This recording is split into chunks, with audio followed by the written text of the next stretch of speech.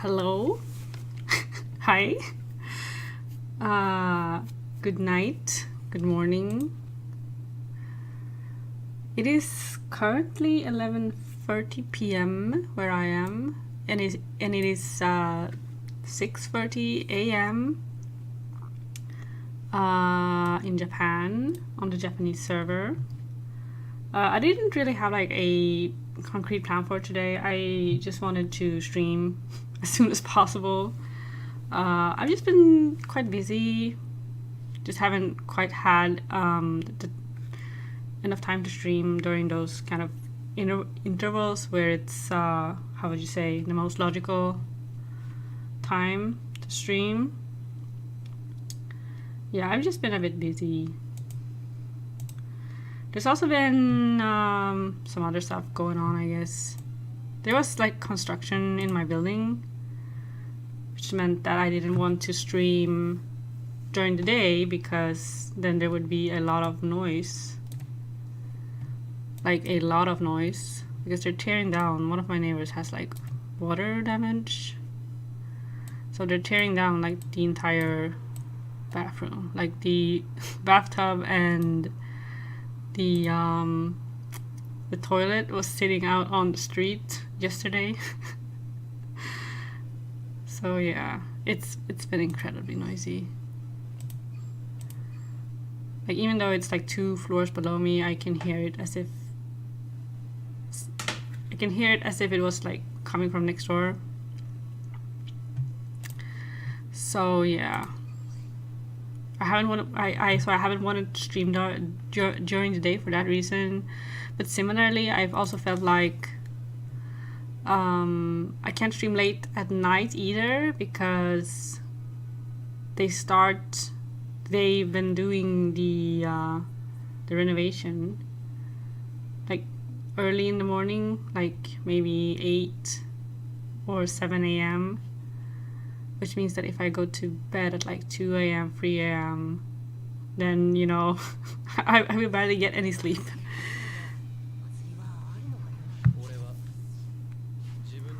Okay, so yeah, today I thought I wanted to play some more blasters, actually, because I had a lot more fun with the deck than I thought I would, and I've been playing it off stream, and I just enjoy it.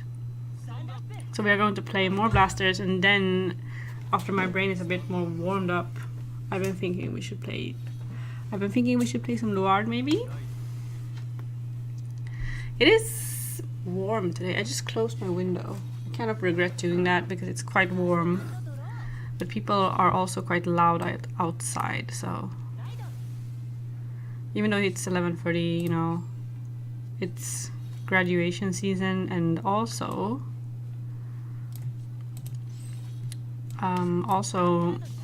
many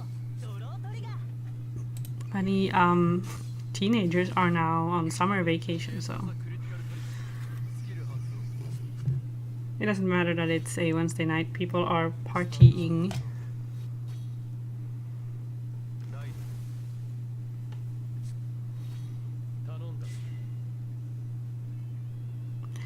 Okay, so the Link Joker matchup here is, I guess it's a bit tricky, but at the same time, I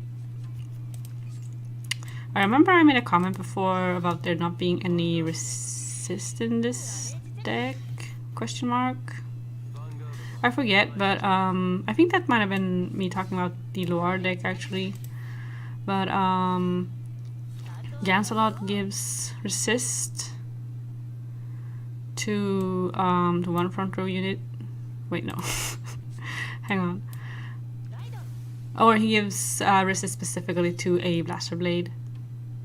I don't have a Blaster Blade right now. This is not GB, so does it have to?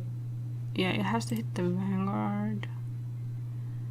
I can always try the grade 3, I guess.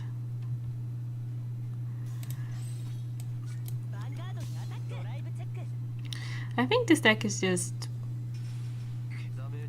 definitely, you know, a bit suboptimal, I feel like.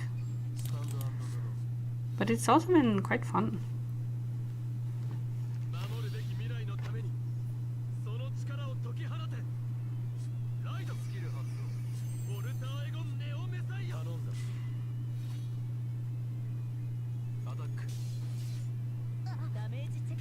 I did actually do kind of well against 1 or 2 Link Joker players before playing. Okay, a critical trigger. This deck draws so much also. I've been thinking about adding critical triggers instead of only running draws. Okay, this is just... Okay. I get to retire, so that's not too bad. But the fact that I don't have a Blaster Blade that I can give resist. Well, wait, she can call one, right? Okay. The Trumpeter should be able to call a Blaster Blade.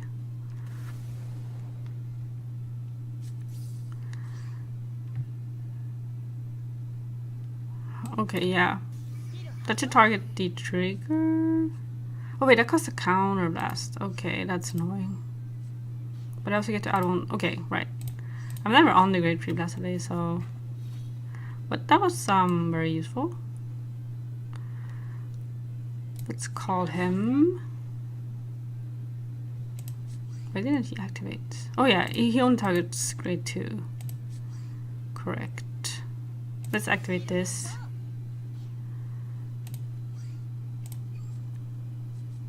So I can just add that to my hand and give my opponent one less blocking target. This guy goes into the soul.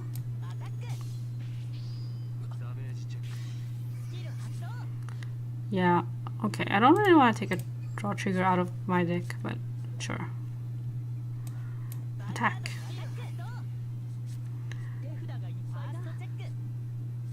Like, for example, in this scenario, I don't really want to draw any more cards. So it really would be ideal to have a have like a critical trigger or a stun trigger. So maybe I will look into changing that up at some point. Because I keep just having my hand full at all times playing this deck. Which is, you know, it's obviously not a bad thing. But, you know.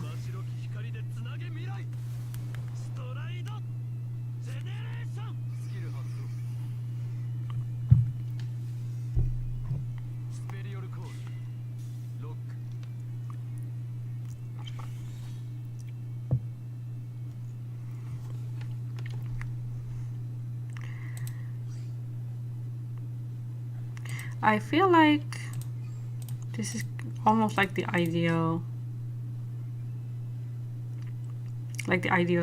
field for me in this matchup, especially since I don't have any other way of getting resist.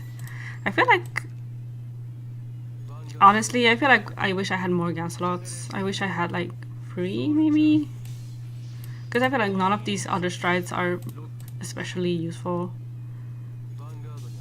Like, I guess,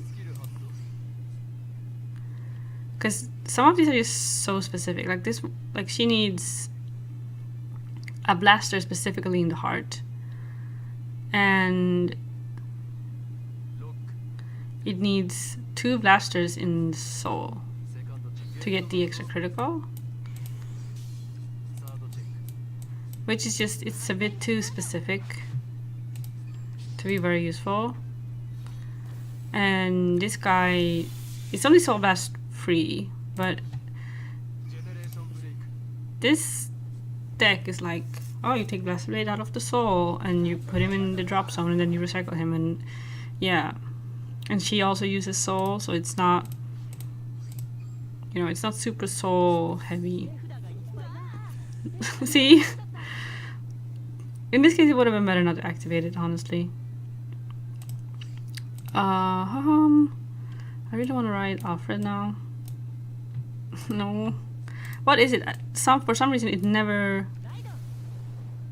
It's so bad with the bottom corner of the screen. Like it doesn't register that I'm clicking. I guess we take you out of there. Gotta discard something. You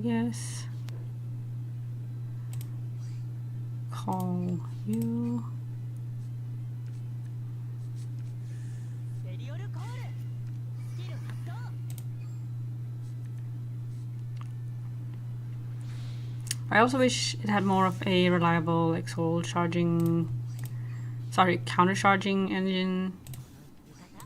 But I feel like that kind of goes without saying. I'm already like running out of time.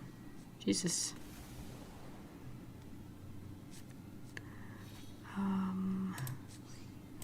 Okay. Let's just call because they both get the power. And this too, like I get to drive check 5 times now.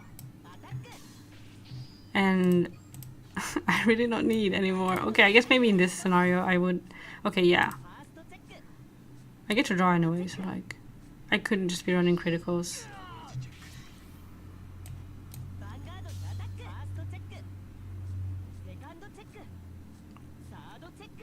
Okay, nothing. That's okay.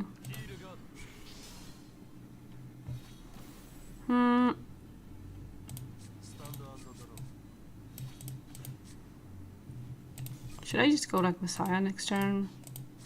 Probably.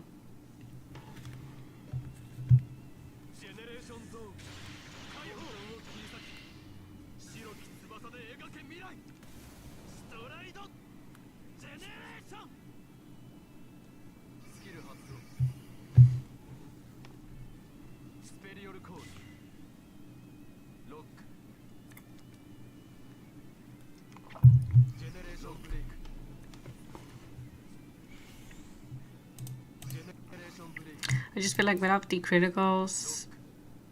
I mean, this deck doesn't super have like a finisher. It really feels like a deck that just kind of stalls. Because you just keep drawing...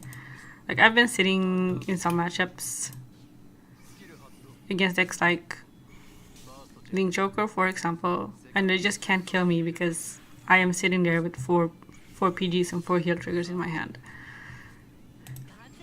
I guess I could run like I mean, I do run Ultima. But yeah, the counter blasts can be a problem.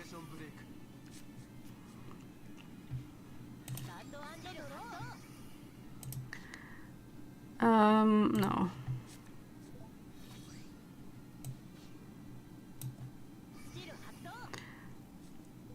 And since you keep recycling Blaster Blade, you also don't really like dig out super fast. Well, I can't use her anyway. But it might be better to do this.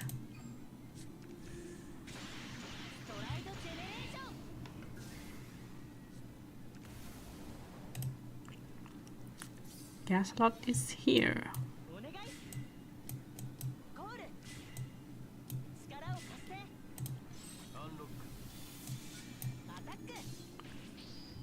I do wish it could give both of my Blaster Blades resist. I wish it could be like, you know, since I'm GB 4, you know, I feel like it should be like a, you know, for every Gan slot that you have face up in your G zone, you can give resist to a Blaster Blade.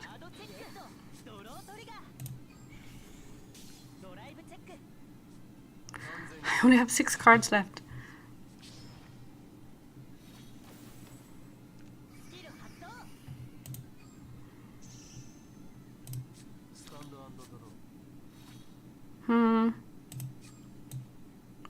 I will be able to recycle another Blaster Blade, possibly 2.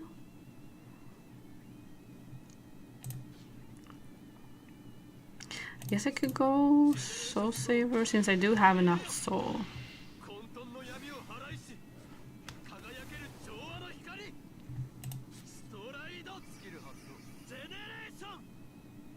I feel like I hear that chant very seldom. Do I even have this card?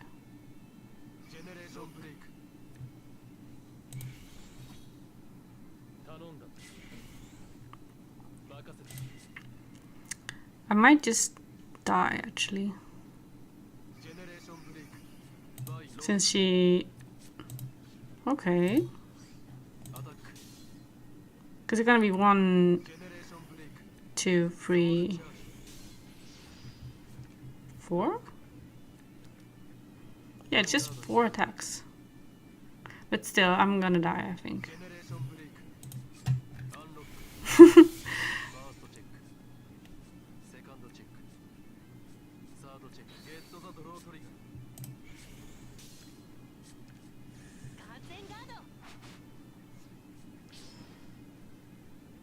Oh wait, no. What?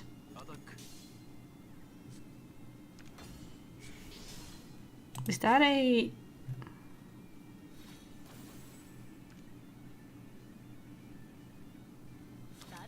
Huh.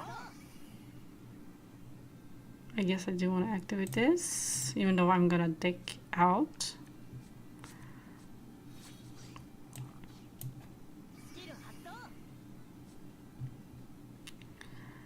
I guess we ride. Then we stride.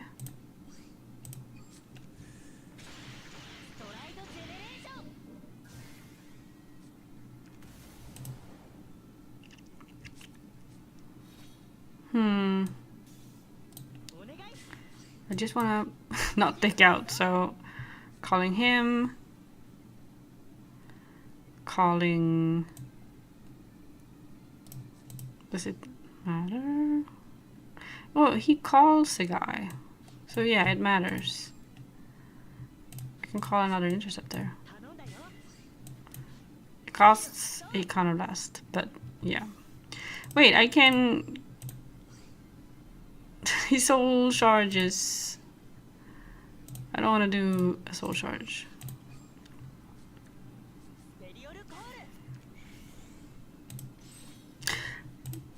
Oh, it's on when it attacks the Vanguard, okay.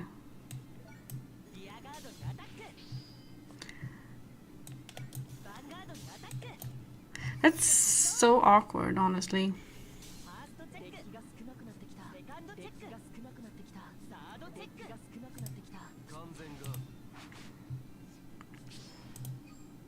We have seen free PGs.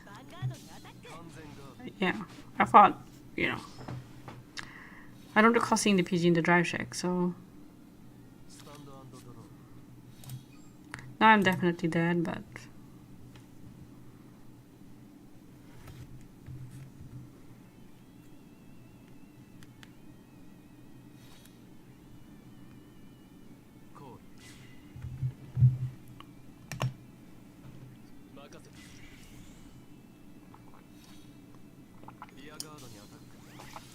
My opponent only has 2 cards left in their deck, but they have also decided not to stride, so I guess, you know, it doesn't matter.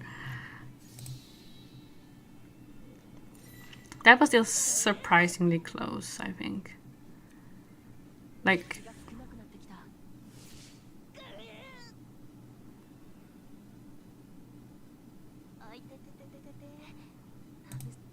Yeah, I really think critical triggers might be the way to go. Or, I mean, stun triggers could also work. I don't know if the deck has enough power to warrant stun triggers. Like, stun triggers aren't, you know, they're not bad in this deck, I think, but I think I'm gonna try critical triggers just to see what happens.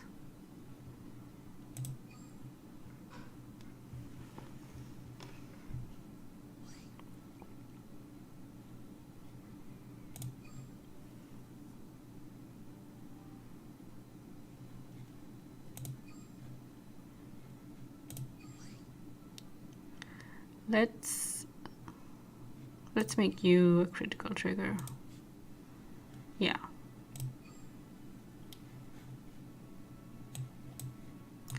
That can be the only change. I mean, I guess I could just... I have so many materials, I can just craft another one. Oops. Hang on. Look, I have so many, and there's only like 2 weeks left of this game.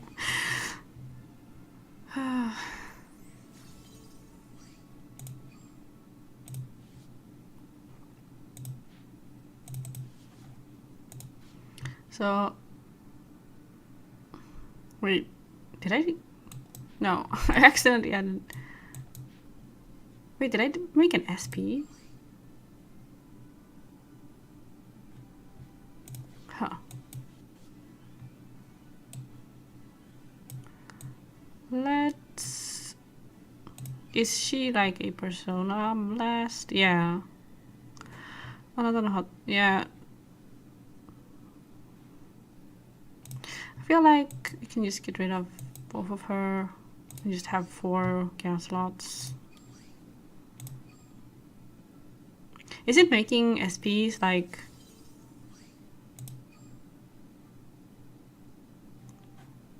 Wait, what was? Why was 1 an SP? Don't you have to? Don't you need to have a playset before you can make SPs? Did I have an SP originally and I just forgot that I had one? I think I had. Yeah, I think. Yeah, that's probably the case.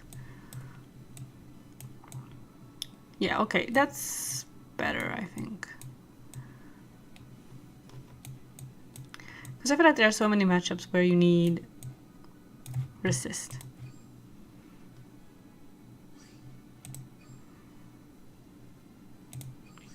Should I change the skin again?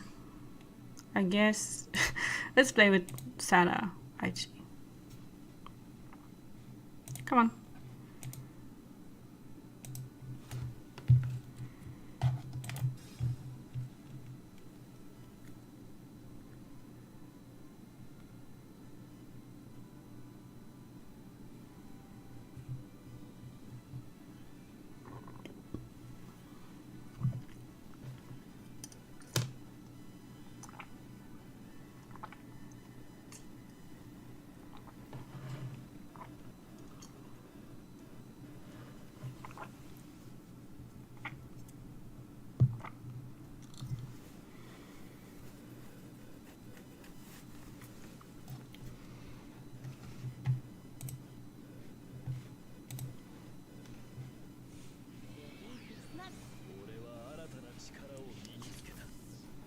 And it is another Link Joker player.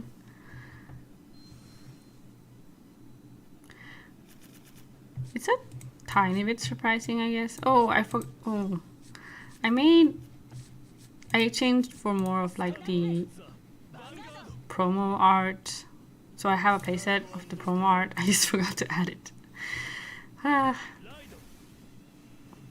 kept thinking as I was backing out of the deck edit, I kept thinking, oh, there's something I am forgetting something, but whatever. And I realize now that I forgot to add the promos.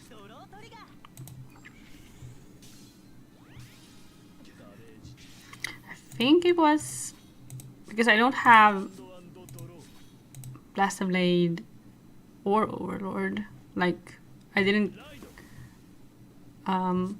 play that rank, either of those rank seasons at all. And I think it was because it was during November last year. Because I was doing like National Novel Writing Month, so I wasn't playing the game very much at the time.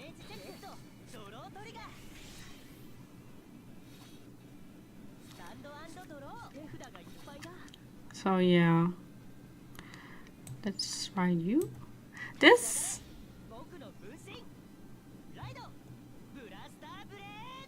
art is quite nice. I think this isn't a rank reward. This is like a. Okay, I can counter charge. I don't want to counter charge. Let's just attack. But yeah, this was like an exchange for like the pack tokens. What are those called? They're called like the Vanguard medals, I think.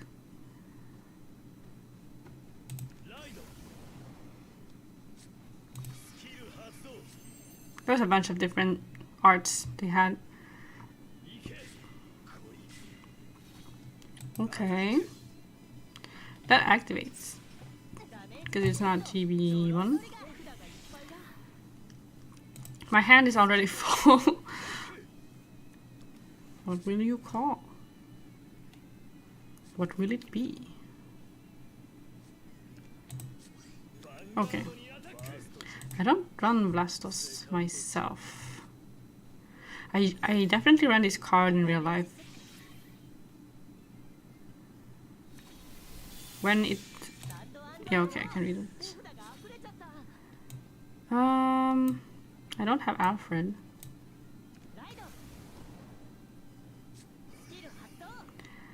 Let's kill you.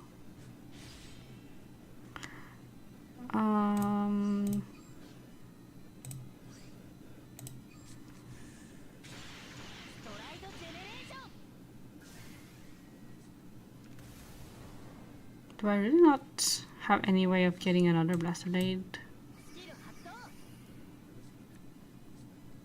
Yeah, right. Hang on. This is, you know... So I get a counter charge. God. If the other guy is there, I get a counter charge. So I need to call him first. And then counter charge. Yes. Do I activate this? I can't activate Blaster Blade anyway. So I guess I will activate this.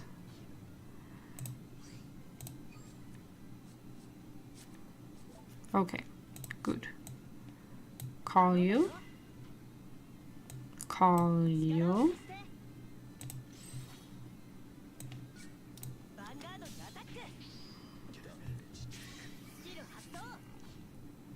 Can I add... Can I... Yeah. I need to keep track of how many cards I have in my hand. Because I'm starting to get a bit paranoid.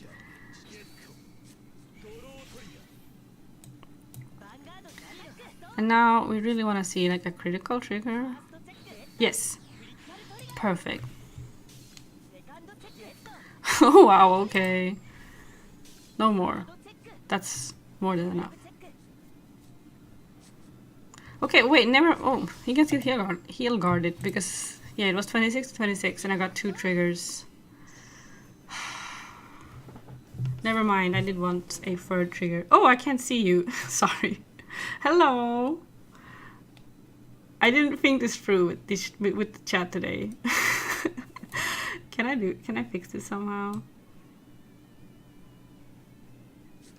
I guess I can do like that, but it doesn't look very doesn't look very good. Hi.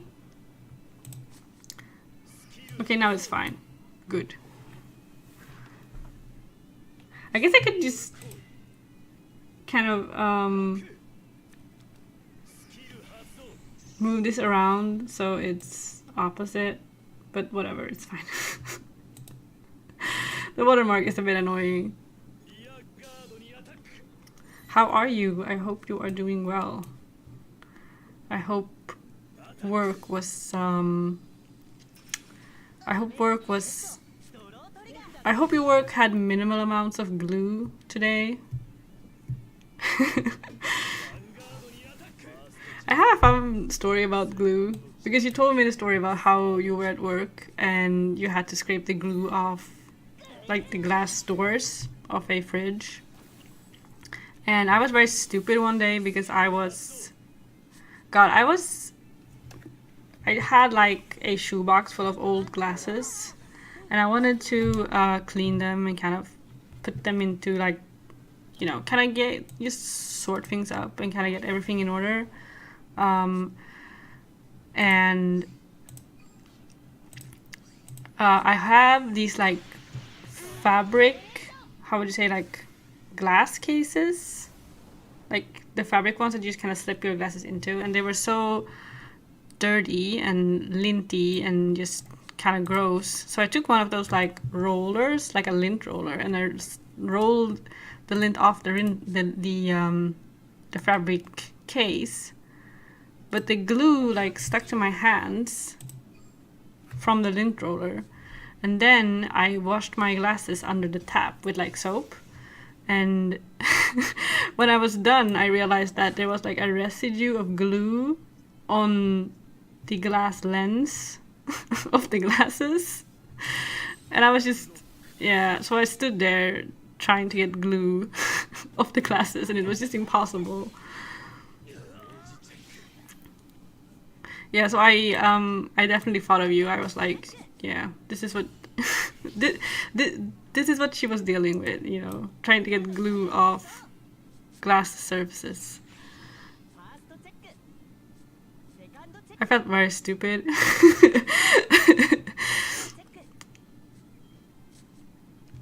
Oh, why can't I snatch any PGs?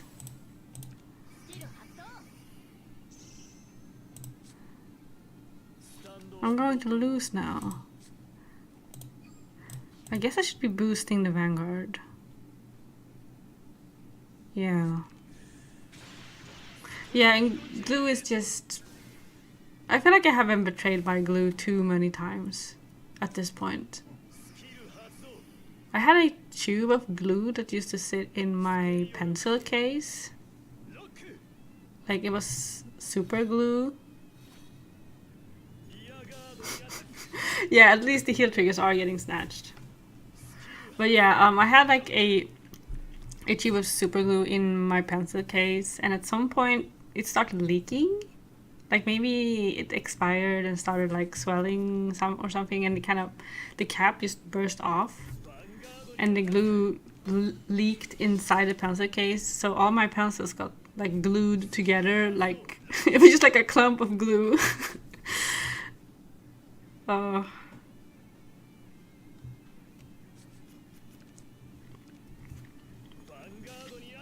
you gonna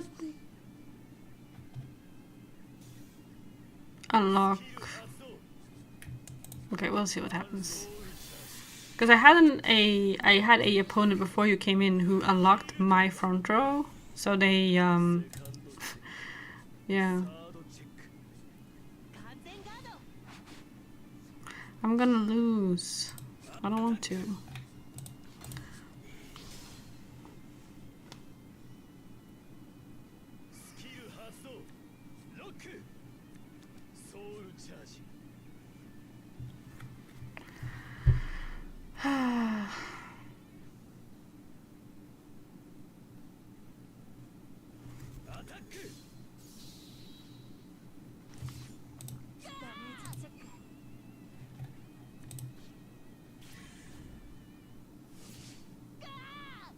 I have changed this deck a little bit since the last stream. I have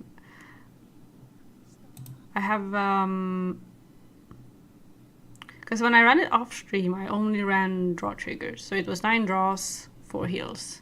But I kept drawing so many cards that my hand would be full.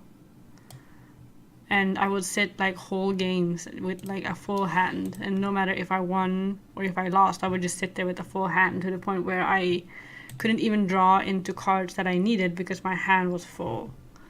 So I am now playing 4 crits and 6 draws and 4 heals. So hopefully that should work out a bit better. I feel like this deck is kind of lacking in power, honestly. But yeah, I'll try to like boost my Vanguard and stuff. Yeah, having more cards means you win more, obviously. Like that is like in the TCG, that is definitely the case. Yeah, you win harder. In the TCG, I feel like it's definitely the case that the more cards, it's just pretty much always better. But yeah, in Zero, it's a bit more... I don't want to say it's a bit more complicated, but it's because of the hand limit, you can sometimes just kind of get stuck. Because you can get to like... One weird thing with Vanguard Zero is that you can technically get to a unwinnable state, kind of. Because you can get grade locked so hard in this game sometimes because of the hand limit being 9 cards means that you can let's say you don't draw a grade 3, right? And before you can draw a grade 3, your hand is full. Or let's say you can't draw a grade 2, for example. And then you keep calling grade 1s because that's all you have. But you kind of get stuck because your hand gets full before you can draw into a grade 2. So then when you would technically draw the grade 2, your hand is full, so the card just bounces to the drop zone. So that sort of thing can be like super annoying. Like there's just nothing you can do. I guess you could just keep writing, I guess. Like you can just keep writing all your grade 1s to empty your hand. It's a Giza matchup. Again, I don't have like a great track record against this deck, honestly. Like obviously if you play like Gear Chronicle, you can probably win, but yeah. Is that why Coral is popular? Because Coral is one of the few decks that can win against this deck? Probably.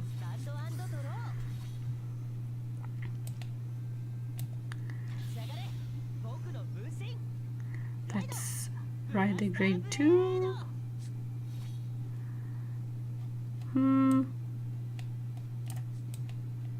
Let's try and rush a tiny bit.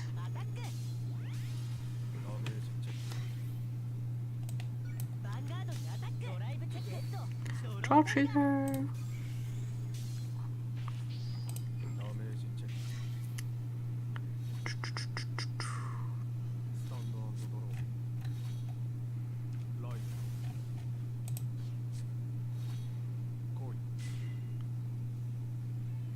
The game has given us so many free GR materials that it's kind of insane. So just earlier in the stream I just crafted 2 GRs and I still have like 3,000 materials, I think. Because Gancelot is the only card. This deck doesn't have resist, but Gancelot gives resist to a Blaster Blade unit. So I crafted 2 more Gancelots. So now we have a whole playset.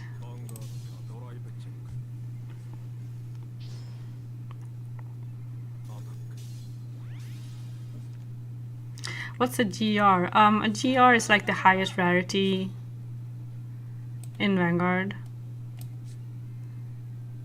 Hang on. So, like this is a triple R. GR stands for generation rare, and it's like, yeah, it's I haven't tried it yet, so I can't show you. But the GR rarity, like during the G era, it was quite infamous because it was only like 1 per. Was it like 1 per case or 1 per? It was something like absolutely insane, like 1 per case. So they were almost like impossible to get. So in this game, the GRs are still quite hard to get. So what happens is that when you get a when you have a playset of a card and you pull another card, like you get a, how would you say, it's like a double. Then instead of getting, since you can't get more of that card, you instead get materials. And in the past, before the G era update, you got materials for that clan, and those materials can then be used to craft cards specifically for that clan. But since the G era, you instead get a GR material when you pull a double that you can then use to craft the GRs. But 1 GR is like 5,000 GR mats. And if you get a double of like a common or something, you get like 2 or 5. It's like, it's a very small amount that you get from the pulls. So a lot of people were complaining that the GRs, they were too hard to get in real life, and people were also complaining that they are too hard to get in the game. Yeah, but the GRs are way easier to pull. The GRs are way easier to pull in Vanguard Zero. It's like there's like 6 GRs per box in this game. So and since the boxes are like set, so if you pull 150 packs, you're guaranteed to get 1 of every GR in the box. So if you were lucky with your pulls, then you could definitely get GRs, you know. But yeah. That's 6 times more than 1. Yeah, but I think the old ones, they weren't 1 per box. They were 1 per case.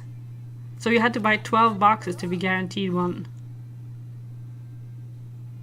So it's not 6 times more than 1. It's like 6 times 12 more. It was absolutely crazy. That's why next stage cost $100 for a while.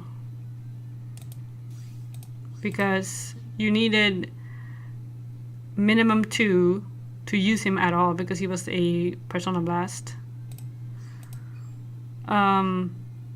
Sorry if I sounded like rude. I was like, no, it's 12 times 6. No, I just mean like it was way worse than 1 per 1 per box. 1 per box still would have been pretty bad. But yeah, the GRs,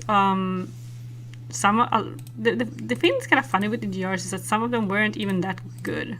Like, I have bought GRs for like $12 or like $5. Like, I have bought very cheap GRs. So yeah, not all of them are that crazy expensive, but some of them, like the cards that were used, were crazy expensive.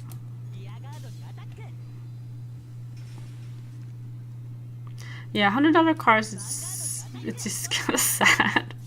But it's definitely also funny. Like, I feel like I just love kinda that there was a point in Vanguard's history where there was a Gear Chronicle card that was the most expensive card in the game, and still to this day probably one of the most expensive cards in its base rarity. That cost $100. I have actually a playset of that card. I have more. Do I have more than a playset? Do I have 5 at this point? I think I have 5 next stages. I did not pay $100 each. Just to be very clear, I did not pay $100 for like, I did not pay $500 for 5 copies of next stage. But the first 2 I got were a reprint that cost $30 each. So I paid $60 for the first 2. And I was so disappointed when I got them in the mail, because I hadn't realized that the reprint foil was like a rare foil. So you know, like the Yu-Gi-Oh! Star foil cards?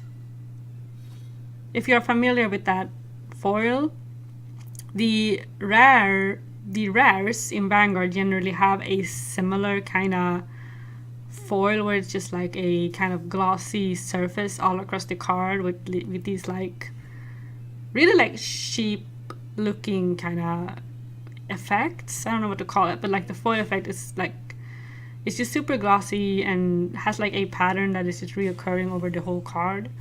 And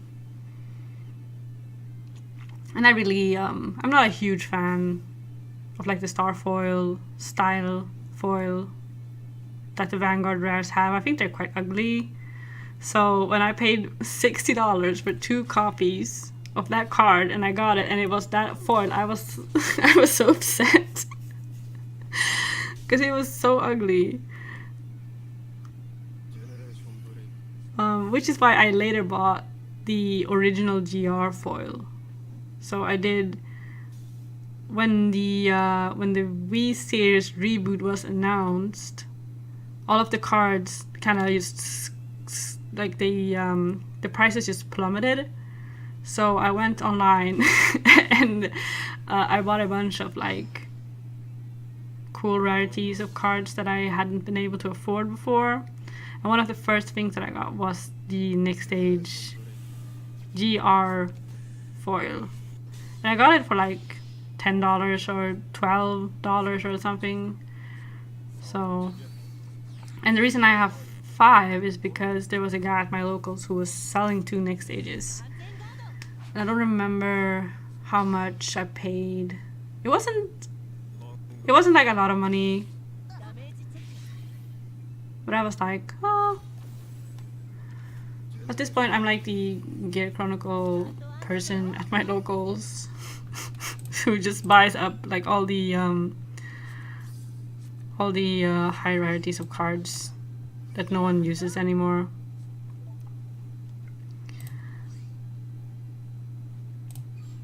What do I want to do here? Okay, my opponent only has 3 cards in their hand and 5 damage. So okay, this is annoying. Maybe it was stupid. Yeah, just $200. Yeah.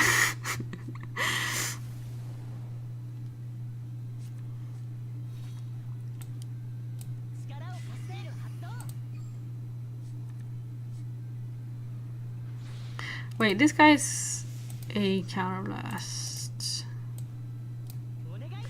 I'm just gonna try and kill my opponent.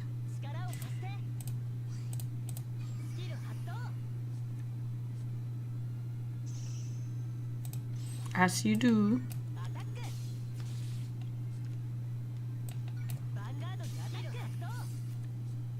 Okay.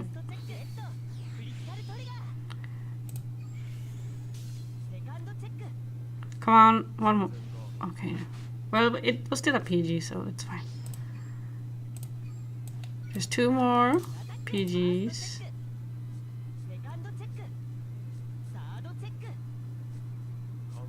Okay, yeah, never mind.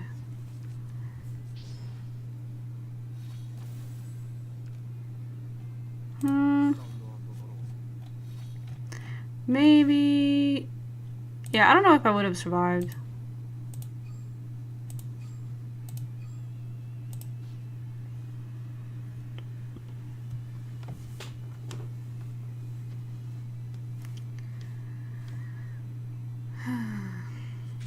There is also like Next Stage also came in like a bunch of different rarities. So there was like a super duper special rarity that was like probably even more expensive. I don't know what it costs now, but I would be curious to know what it costs.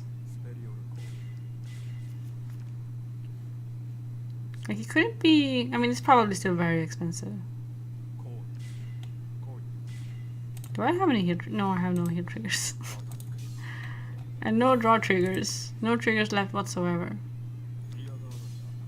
Why are you attacking the rear guard?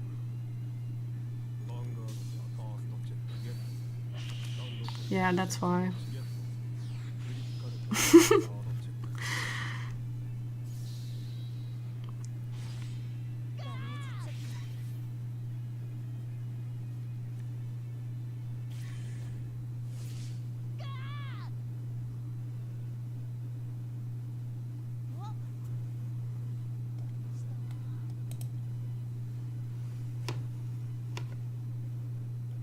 I still don't think there's any other card that has gotten as...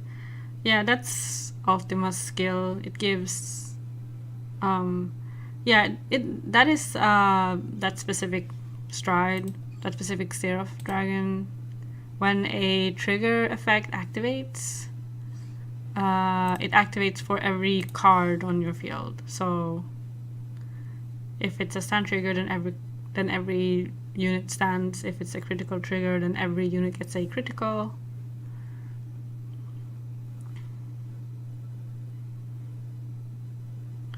It's very good depending on, like, especially for decks that have like back row attacking and stuff. It's just very good. But wait, are there any United Century clans that even have back row attacks?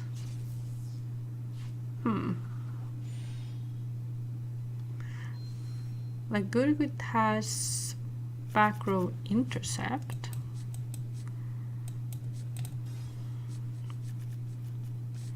Okay.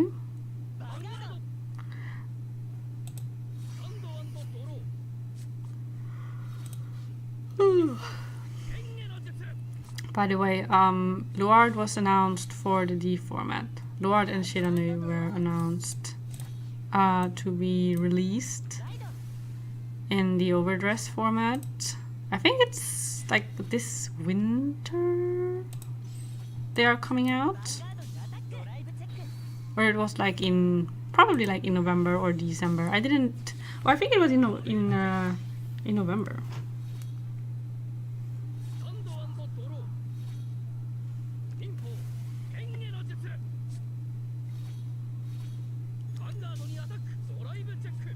Let's see. I just thought it was kind of funny because this Sunday I was at locals. I got home so late this Sunday because I showed up to my locals quite late. I don't think I was there until like 4 or 3:30 or something. And I didn't get home until like almost 10 p.m. Yeah, it's November 10th. But yeah, anyway, because everyone in my locals Discord and at my locals, like in general, like everyone's been talking about like, oh, what is like the next Stride deck set going to be? Because we had the Chronoyet Stride set and we had the Messiah Stride set. So what are the next Stride sets going to be? And everyone has been talking about it back and forth. And the whole time I've been saying that Luard is definitely gonna be a Stride set. Because Luard is like one of the biggest like money cards in the entire franchise. And there's like a tradition at this point that Luard has to ruin every single format at least one time.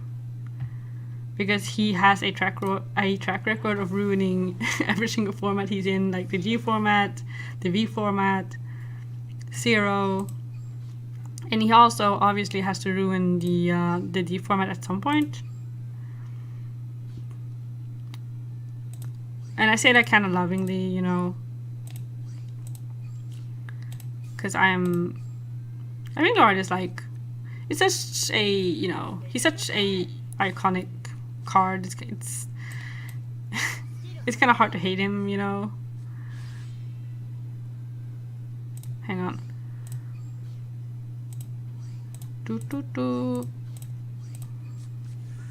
But yeah. But I've been saying the whole time it's gonna be Lord, and some of my friends have been like, oh, it might be Claret or it might be Altmile, and I'm just like, no, it's gonna be Lord. I promise you, it's not gonna be Claret over Lord. That just feels like it's like major like copium. I think to say that it's gonna be Claret, like I don't see it.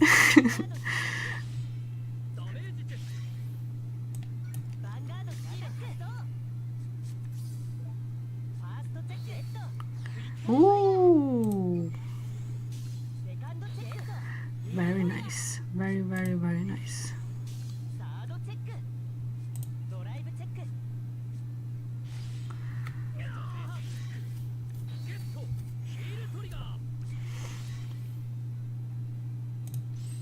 Maybe I should buy the Lord deck set, or maybe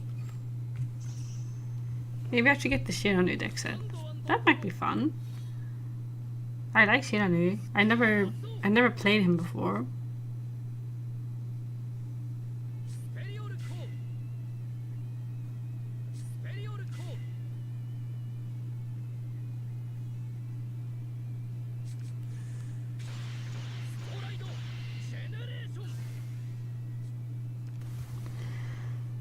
Yeah, I never played Fishnet Dragon, sadly.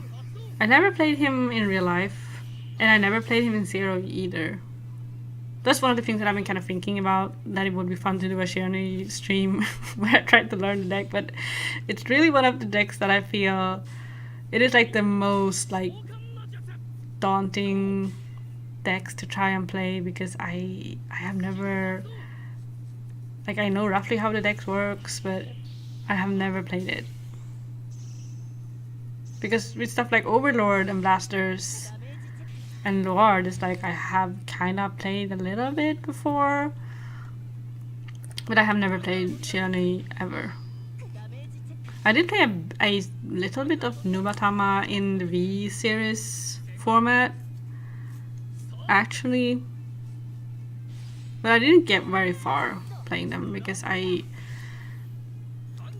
yeah, the deck was very cheap, so I thought I would try and play it because it was just cheap to invest in, and I liked some of the art, but I could just never make it work. It wasn't that strong in V.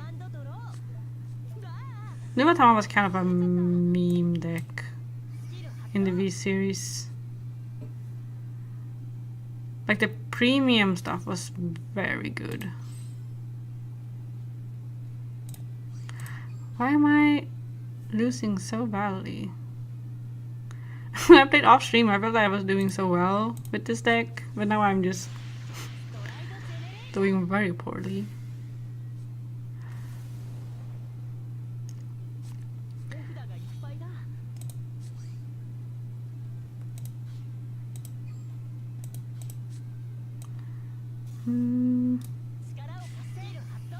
Kill you.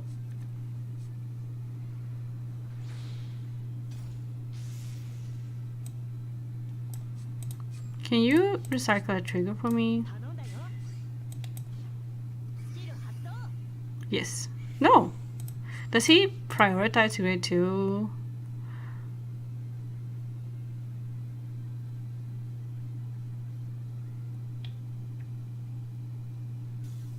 No, it has to be a grade 2. Okay, never mind. I can call... Let's just... yeah. Please save us, cancel out. I don't know how this is gonna work out.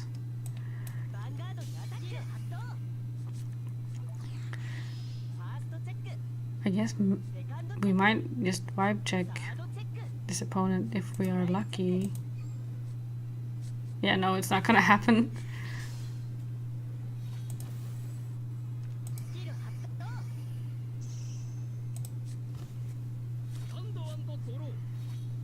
I have been like exclusively fighting Link Joker, which is of course not a great matchup for most decks, and this is also kind of a rough matchup. Everything just like requires you to have resist.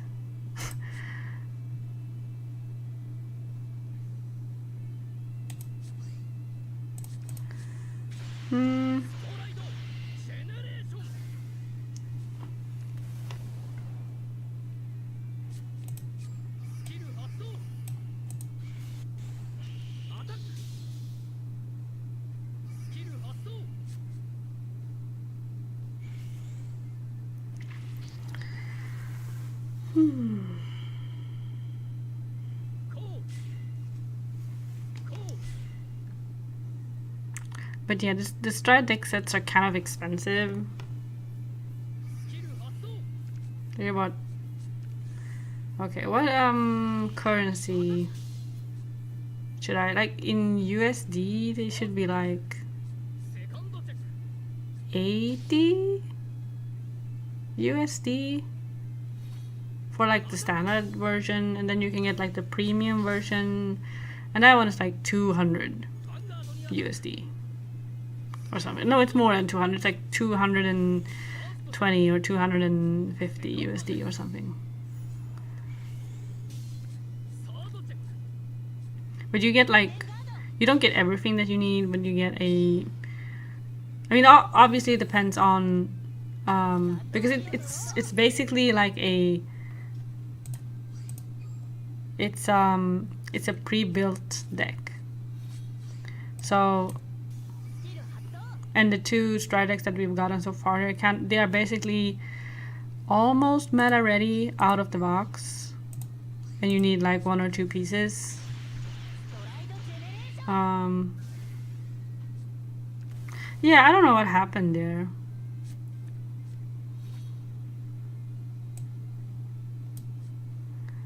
Sometimes I'm so sure that I'm gonna die that I just kind of check out mentally, and then I survive, and I just don't understand why I'm alive. Hang on. Let's try not to... Yeah, so the stride deck sets are like pre-built decks, which is cool. But they're quite expensive, and also everything that if there is like a piece, like a generic piece that is very good in the stride deck, those pieces tend to get very, very expensive. Like there was a grade 1 that was kind of a 4 off in the Chronoyet deck set, and that card to pay, that card costs so much that if you wanted a playset of that card, it cost as much as the premium deck set itself. So you would pay like, it was like $200 for 4 copies of one card, which is not as expensive as Next Stage, but it's close. It's like in a similar kind of ballpark of expensiveness. So yeah, I did not buy that card because I have standards for how much money I'm gonna pay, because I had a playset of another grade 1 that is also very good in that deck. It's kind of like the budget version of the $200 card. I already had a playset of that, so I'm running that grade 1 instead. So yeah, also there was a choice restriction between the $200 card and one of the other main grade 1s in, like, because basically there's a grade 1 in Gear Chronicle, and she has always been like Soul Blast 2 and draw 1. That's what she did in the G era, and that is also what she does in the D era version of the deck, right? So, and there was one card that was a very, very good Soul Charger, and that was the card that started to cost $200 simply because you can play him and you Soul Charge a bunch, and then you can use the other card from the stride deck set to draw 2 cards. To Soul Blast 2 to draw 1 card. And then in the Japanese version, fairly recently, like around the time that the deck set had just come out in the English version, they released a new ban list and made a choice restriction between those 2 cards. So the card that draws and the card that Soul Charges, they were choice restricted. But that choice restriction did not carry into the English version, probably because the deck set had just come out, so they didn't want to like screw people over. Like imagine you bought a $200 card and then 2 weeks later you can't use it anymore. Like I guess they were too mad at the backlash that would have caused. So the choice restriction was only in the GP version so far. I feel like they're probably gonna, like at some point, they're probably going to the choice restriction is probably going to carry at some point. Why does it do that? I don't know. I'm not touching anything, but for some reason it just goes into like the edit mode. So yeah, I feel like it's probably gonna carry at some point, which is why I'm just not interested in paying that much money. restricting a brand new card, Yu-Gi-Oh moment. In the Japanese version, it was not brand new. In the Japanese version, it had been out for like maybe like 4 or 5 months. Like maybe it was a minimum of like 3 or 4 months, I think, because the deck set got like delayed pretty badly here overseas, I think. I forget, but it was definitely out for a while. So it wasn't brand new, but I feel like they were trying very hard to not have a Yu-Gi-Oh moment in the English version, which was why they did not choice restrict the card in the English version so far. But that's also why I don't want to pay $200 at this point. I feel like it's a bit silly, because again, like, I don't know for how long I'm gonna get to use the card. I also cannot afford it, like, just period, I cannot afford it.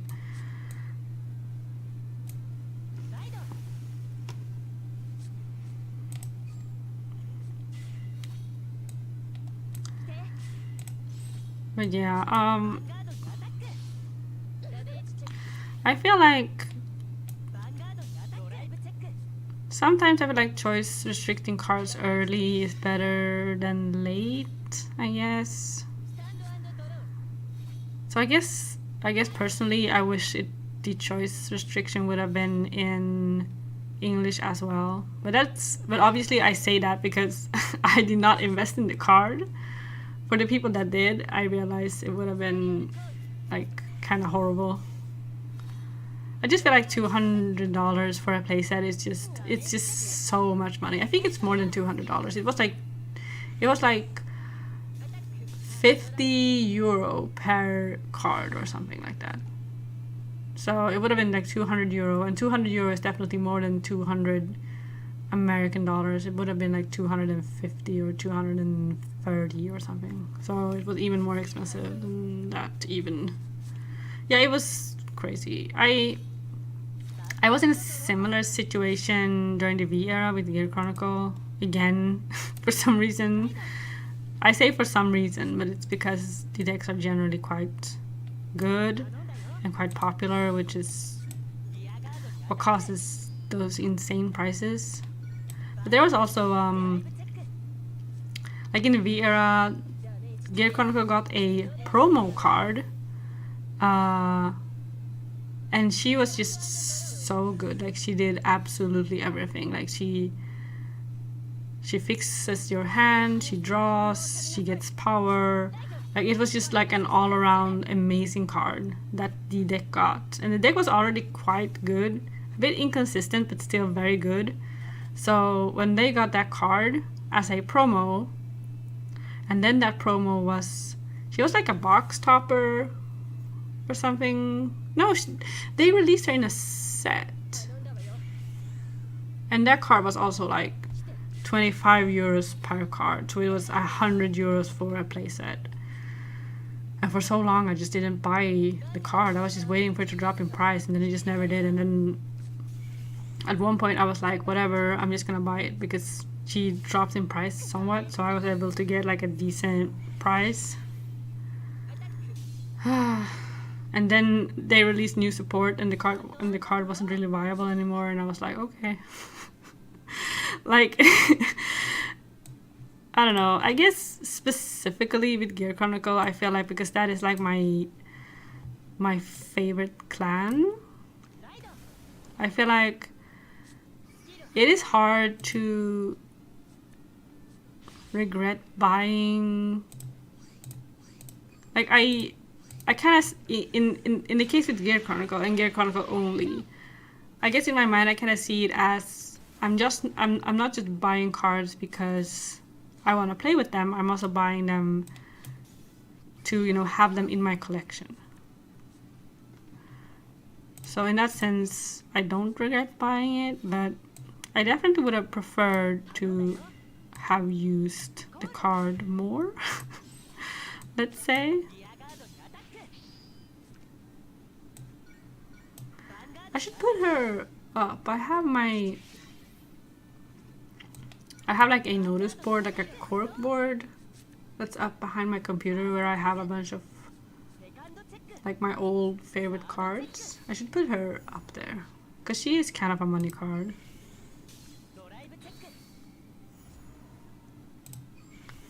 Okay, I'm just checking heals and not activating them.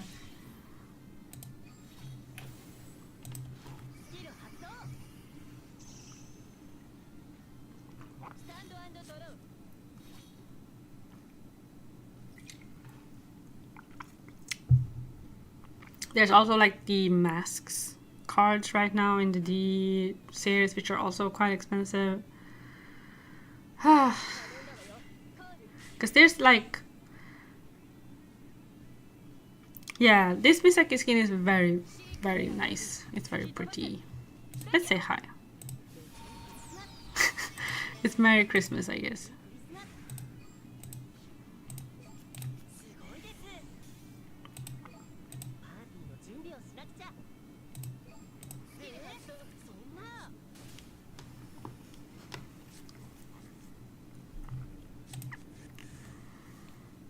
This is a Legion deck, which is kind of...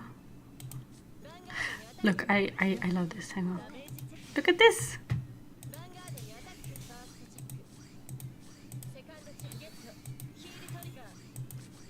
This is the best thing about the Legion. About the Vanguard Zero Legion.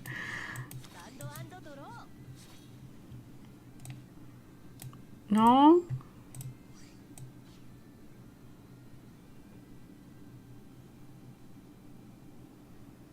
Should I? Yeah, come on.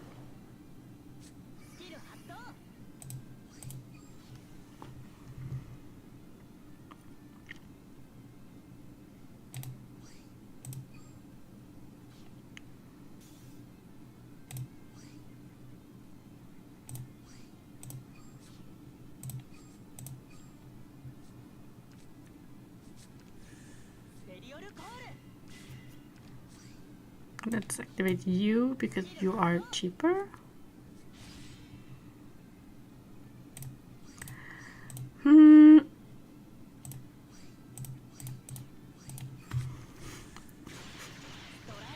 How is this person playing Legion now? A genius. Yeah. I mean, the hard thing with Legion, honestly, is... The hard thing with Legion is that so many Legion decks required you to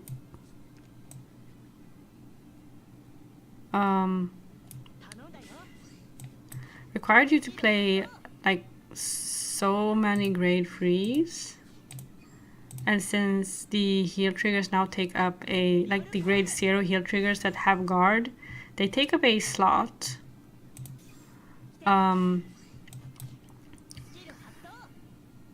They take up 4 like grade 3 slots, meaning that it's kind of hard to play Legion now because you can't keep rewriting the same way you used to during the Legion era.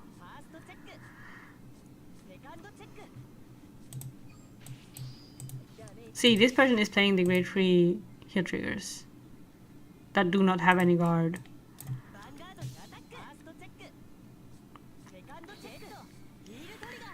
I really needed that heal. It's very sad, but I definitely needed to heal there. I miss the Legion era. The Legion era in... I've said this before, but I feel like the Legion era in Vanguard Zero still is like one of my favorite eras.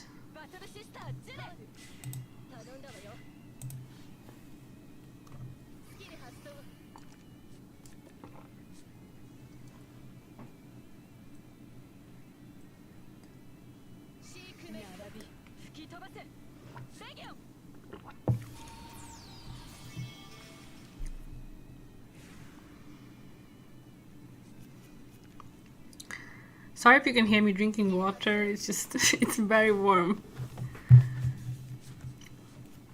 Especially since I had the window closed. It says it's supposed to be only 15 degrees outside right now. But I guess it's...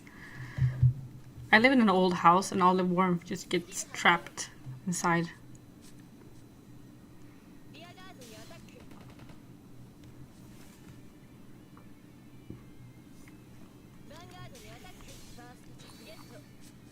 But yeah, so in the D series right now, there's like a card series. I guess it's kind of similar to like the reverse cards. And they also have like some generics, some that girl is the other girl's mate. Yeah. There are like surprisingly few Legion mate pairs that are like a boy and a girl. Most of them are 2 girls or 2 boys. So I guess it's appropriate, you know, for Pride Month to play Legion.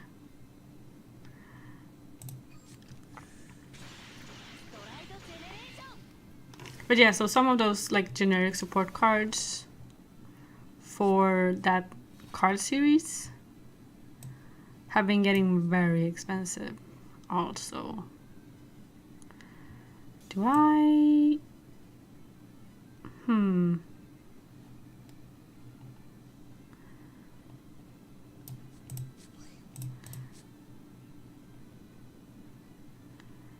Yeah, someone, at least one of the cards was like 30 euros or 25 euros or something. Okay, so I guess I can do like this. I'm gonna try something. I can call you. And yeah, and I play Sorga. And he is one of the cards that has gotten like that generic support. So I have been really wanting to get that support. I guess I should keep him in my hand. Yeah, gay rights. So I guess I've been really wanting to get into, you know, getting the new support, but it just hasn't. I don't know. I'm gonna have a look, let's say, see what I can do about getting some of them, because I am broke right now. I had to pay money to see. I had to pay money to get my new glasses, which sadly took priority. But that still panned out pretty well, because for a while I was really upset because I was like, okay, I need to buy new glasses because I had surgery, so my eyesight has improved. But I need new glasses. Or technically my eyesight hasn't improved, but my lazy eye is better, which means that I need, I still need new glasses.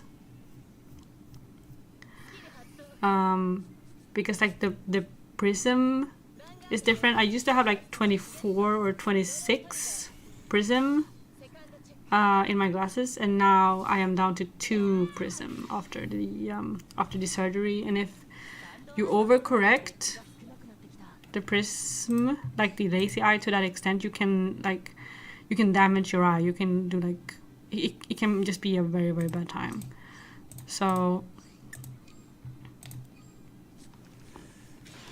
I have been really like needing new glasses for that reason, and I was so irritated because I went to get new, because my, how would you say, like the specialist, like the orthodontist, no, I forget the word in English, but like basically the person who got me the subscription, no, the not the subscription, the prescription. She said to me that, oh, but because you have surgery now, your glasses are gonna be cheaper. And I was like, ooh, they're gonna be cheaper. And then I went to the God. I went to yeah, my eye subscription. The funny thing is I was thinking prescription, but I still said subscription. Like that was wait, I lost because I okay. I wasn't paying attention. I lost because I ran out of cards. I was thinking so hard about the plays I was doing, and I was thinking so hard about saying prescription instead of subscription, and I still said the same. Yeah, I dicked out. I wasn't paying attention. I really should have won that game. God, I haven't won a single game today. But I guess there's got to be at least one stream like that where I don't win a single game. Okay.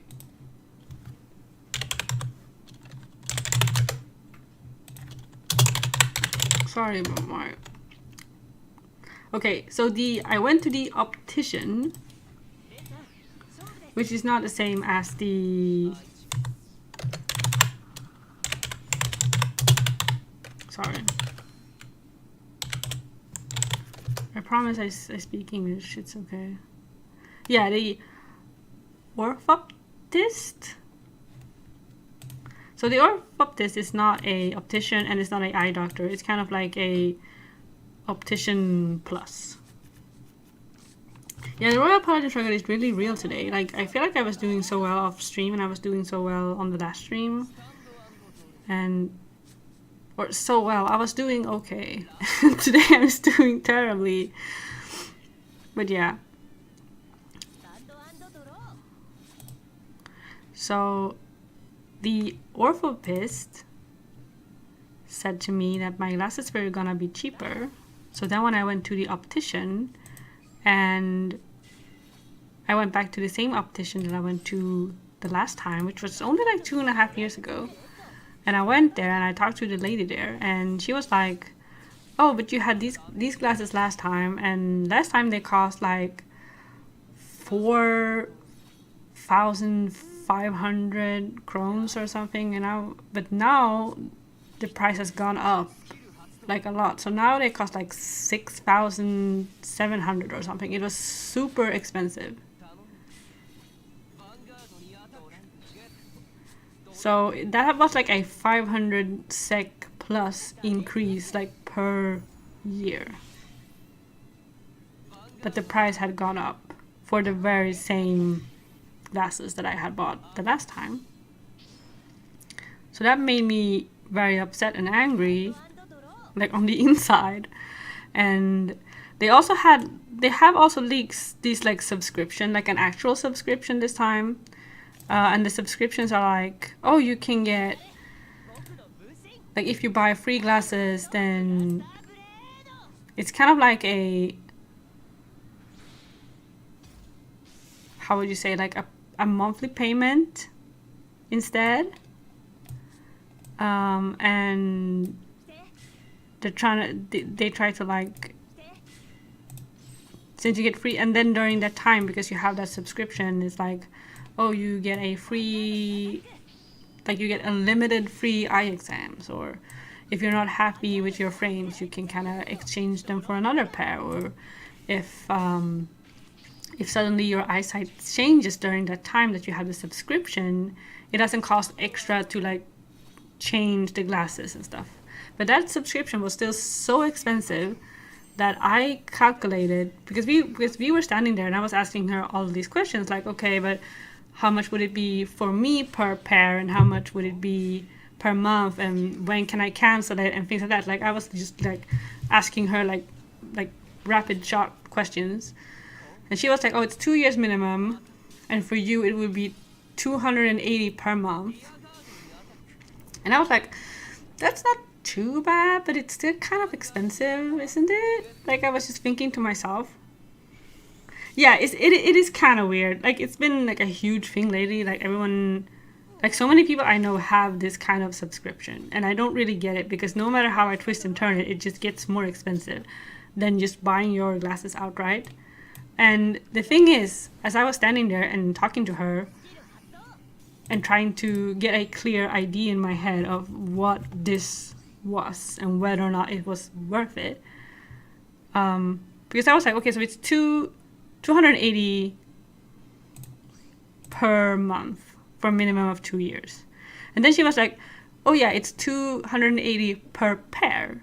So for you, it would be like, what, like 900, like just under 900 a month for a minimum of 2 years.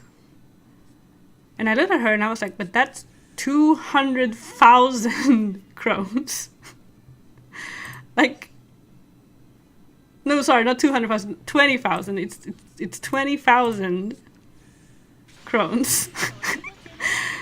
Like, that's not a amount of money that anyone should spend on anything, really. Like, it's so much money. Like, that's more than I pay for like all my other bills combined. Like, it is so much money. Like, not my rent. Obviously, my rent is a lot more.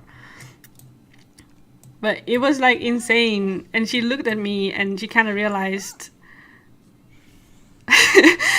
like, the conversation was kind of awkward after that, because it was like she realized that I realized that it was definitely not like for me, because my glasses are quite expensive. Like, other people might pay like 300 a month or 350 per month. But because my glasses are so expensive, because my eyes are bad, I need like these special glasses or whatever. Because I am very, very nearsighted and I have my lazy eye and I have astigmatism, yada yada. I need like these special glasses that get very expensive. So for me, it would have been 20K. And I was just like, I remember walking out of there and just being like, no, I don't have 20K. Like, even over the course of 2 years, like, that is just so much money. So I was very like angry and depressed about this whole situation, because I was just thinking to myself that, you know, I can't afford this. Like, how, like what am I gonna do? So then I went to another chain, basically.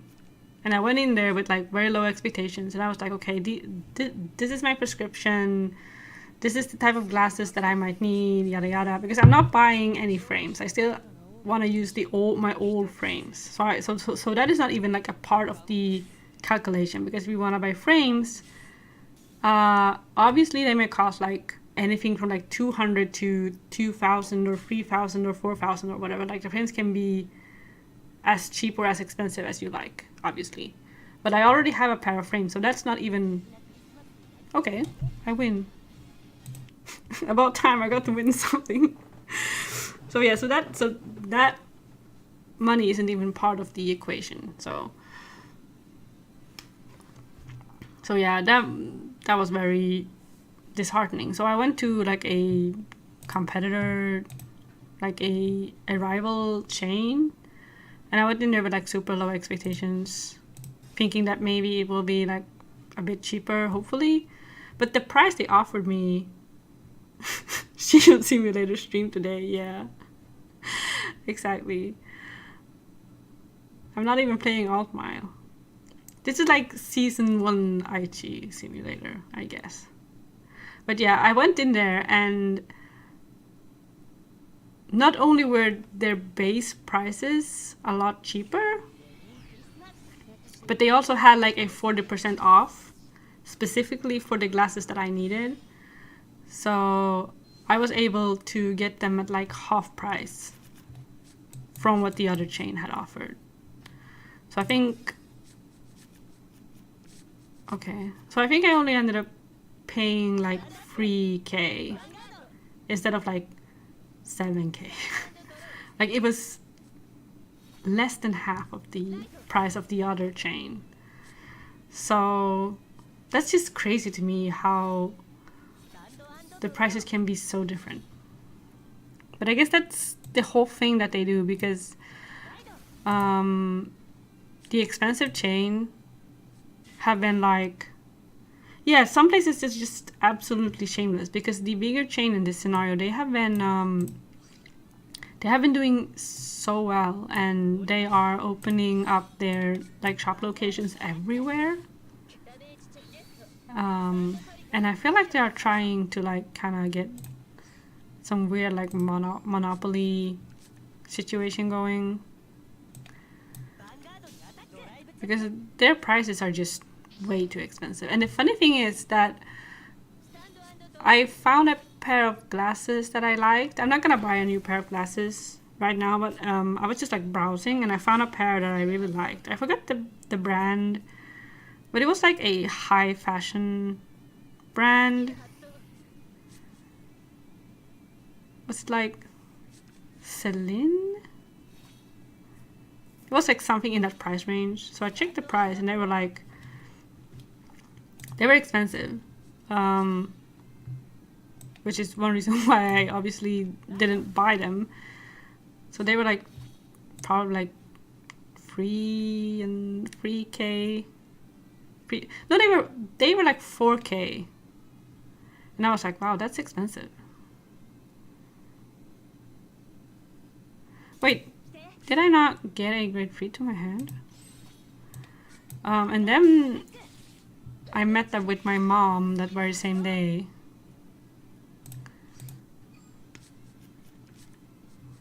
And we went to another optician, like just a small, like privately owned shop. And I saw the very same glasses at that same shop for like 2K. So they were like half the price. So not only are the glasses more expensive, the frames are also more expensive. Because I feel like if you have a business like an optician, then you might be able to make some money by, like, how would you say, like you might say like, okay, our glasses are more expensive but the frames are cheaper, and when you buy one you get the other, and then the final price is kind of the same as the competition.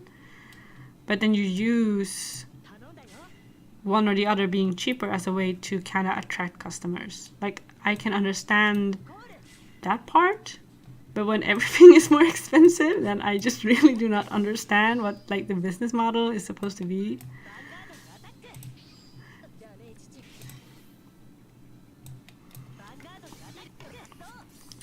Yeah, that whole thing was very, very strange.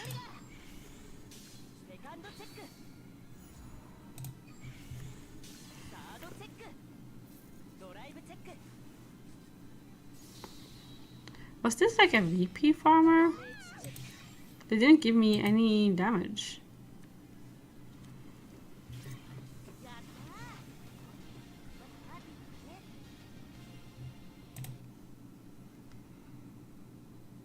I guess they want to do something like more expensive equals more premium. I guess so. I think their business model is that you go in and you see all these like frames that they have, because they have a pretty big selection of like designer glasses and stuff, and you see all of that and you go, wow, I want this, I want that, and then you look at the price tag and it's kind of expensive, and then they tell you the price of the prescription glasses and it's kind of and it's very expensive, and you go, oh, I can't really afford this, and then the seller hits you with the whole, oh, but you can get a subscription. Having a terrible time. Yeah.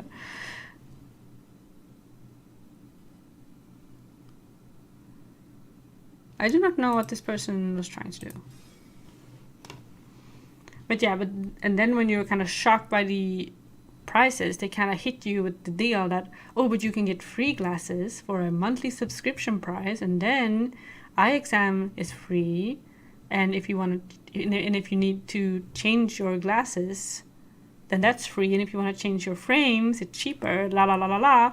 And then you stand there, and because you can't afford the like the price of buying it all at once, you go, oh, okay, and then you sign up for the subscription, and depending on the type of glasses that you need, it might be like the same price or a similar price to just buying everything at once, because of like the 2-year minimum thing.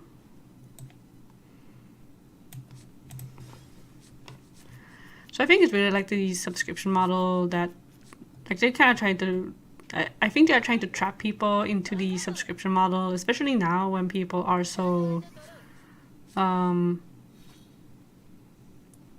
because people right now, I think generally everyone is just struggling economically, so no one can afford to kind of make those big kind of bulk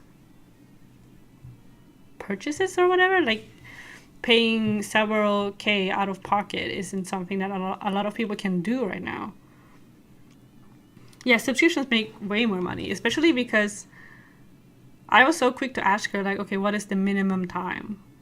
And she said 2 years, and I was like, okay, that's that's a pretty long time. Like, even with your insurance, it's a minimum of 1 year, you know?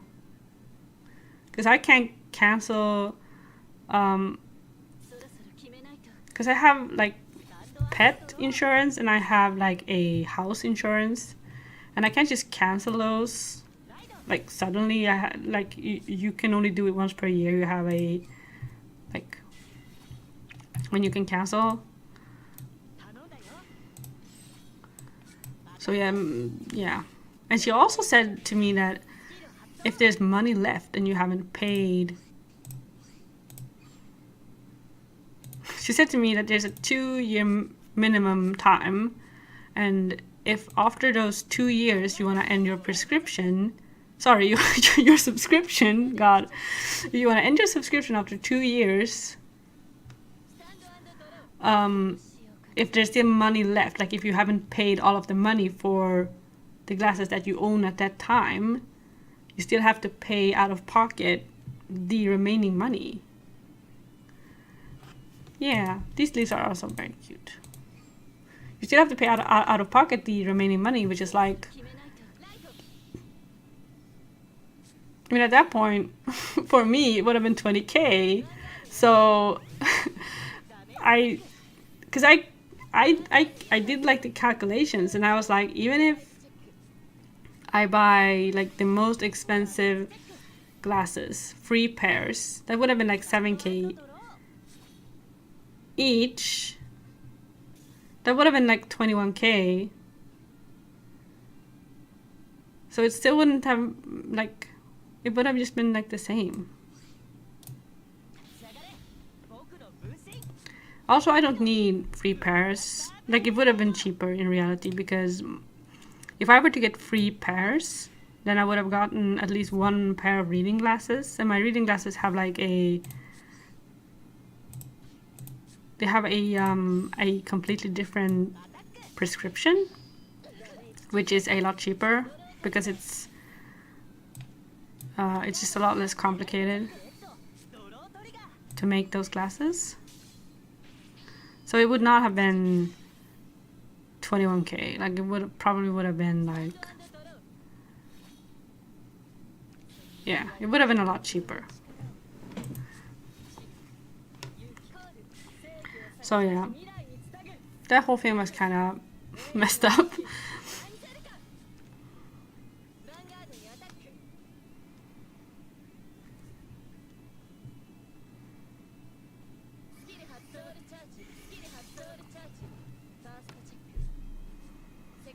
So luckily, but yeah, it worked out in the end. It was also kind of funny because I ended up going back a few times to that same shop, like where I ultimately ended up actually buying the glasses at the much cheaper location. I ended up going back there a few times to, you know, to get everything right. It was kind of funny because I ended up talking to the same lady. I shouldn't say lady because she was my age, but the same woman every time, the same girl. So kind of felt a little bit like I also made a friend because we were just talking so much.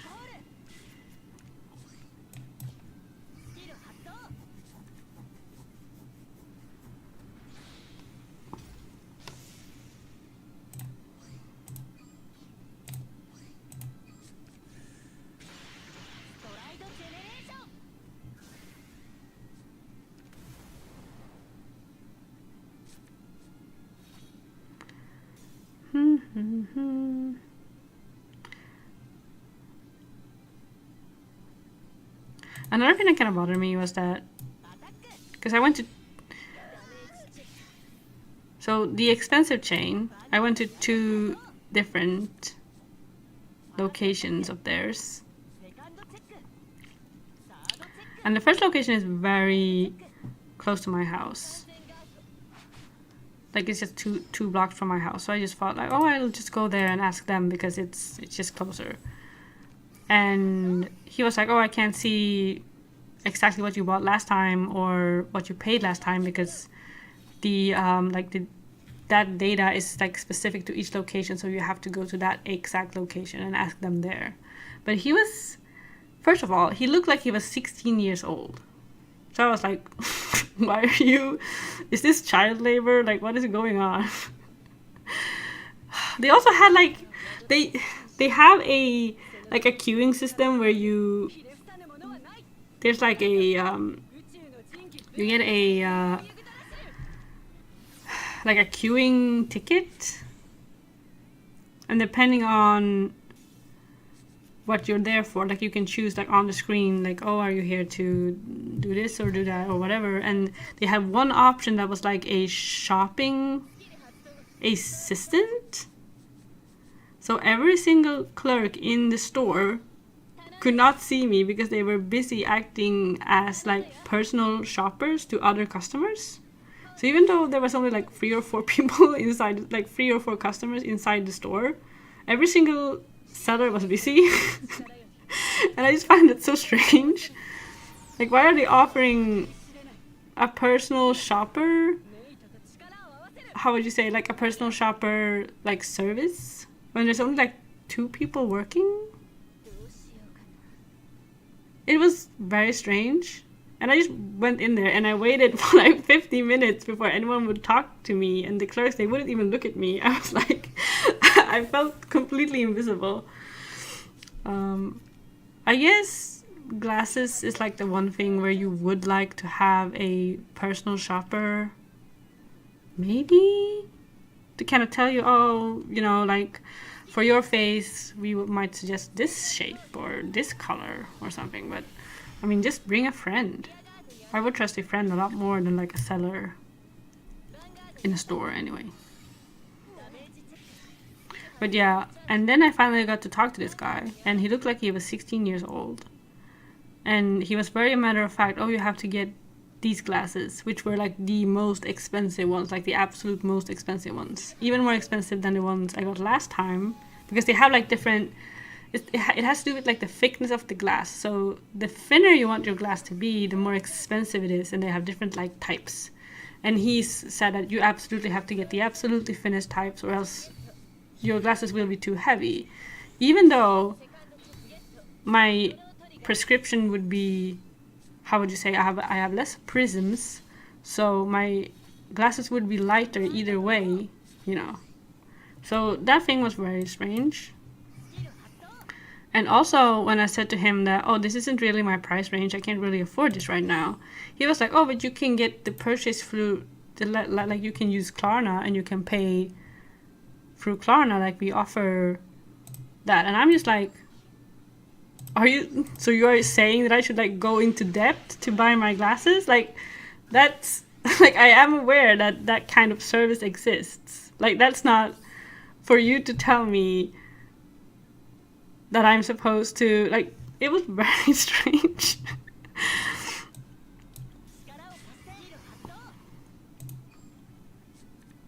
Because Klarna is like, yeah, it's essentially you can like, yeah, it's like an online banking thing. And I use Klarna a lot. I use it very much. Because they have a service that's like, oh, we'll pay for you, and then you can pay when you, if you buy stuff online, it can actually be very useful because it's like, oh, I want to pay like in 2 weeks or in 4 weeks time. So if you buy something and it comes in the mail and you realize, oh, this is the wrong size, or I don't want this item anymore for whatever reason, or it's damaged or it doesn't arrive, then you can just go in the Klarna app and kind of like they do all the hard stuff for you.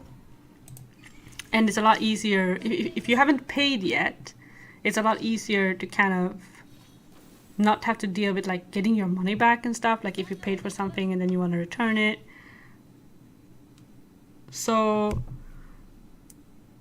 you know, for that stuff is very useful, but I still feel like it's kind of out of line for a seller to kind of say that, oh, but you can like do it as like a monthly payment.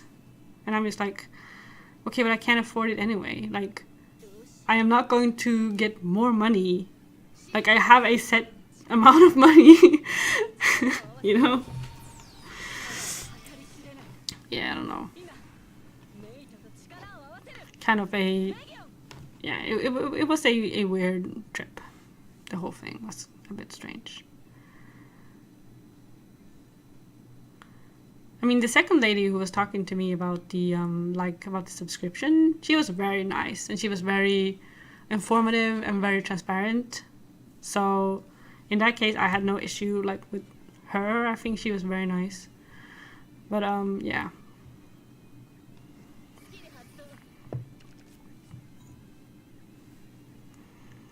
That was a whole thing, basically.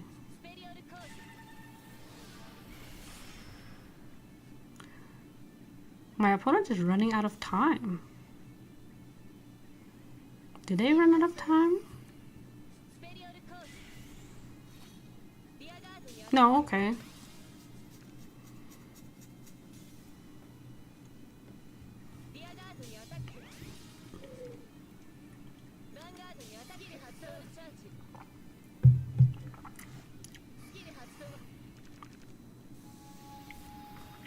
This is unrelated, but I feel like I had such a, you know, I had such a TikTok it girl friendly day today. Because it was like I woke up, I did some chores, I ate 2 eggs. Oh, I won.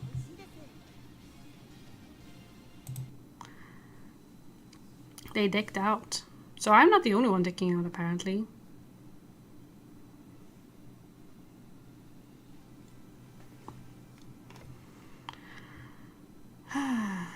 What is it with people playing Legion decks? I mean, it's kind of fun, so I'm not going to complain too hard. I feel like the game might be taking pity on me because I match with so many people who were just absolutely wrecking me. Yeah, decking out from Soul Charge. Yeah, that's definitely a Genesis kind of thing, a Genesis and Dark Irregulars kind of thing.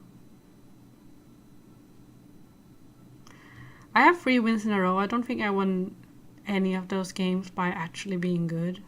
I think the first person was like a VP farmer, the second person gave up, and the third person decked out. So I've just been not doing anything. Aichi wins by doing nothing. Yeah. Now I can't find an opponent. It's 8:30. So I guess we are getting to...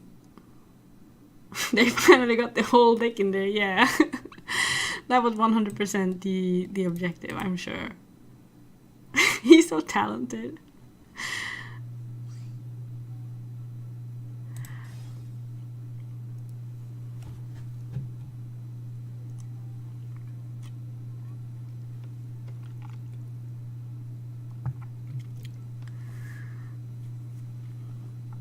But yeah, what I was gonna say is that I had, like, my day today has kind of been like, you know, one of those kind of infuriating TikTok live vlog days where the girl is like, I woke up and I had 2 eggs and I did some chores and I took a shower and I ate some porridge and then I went to the park and I read my book for 2 hours. And then I went home and I did some writing for 2 hours. And then I had and then I had dinner, and then I set up my live stream, and it's just been really like I had a very good day today. I had a very good day today, so yeah, I'm ready to be a TikTok star.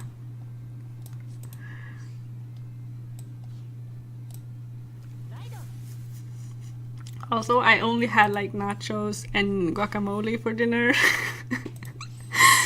because I went to the park to read my book because it was such a nice day outside and I didn't have any plans today. So I was just like, okay, well, I did have plans today, but my friend canceled on me.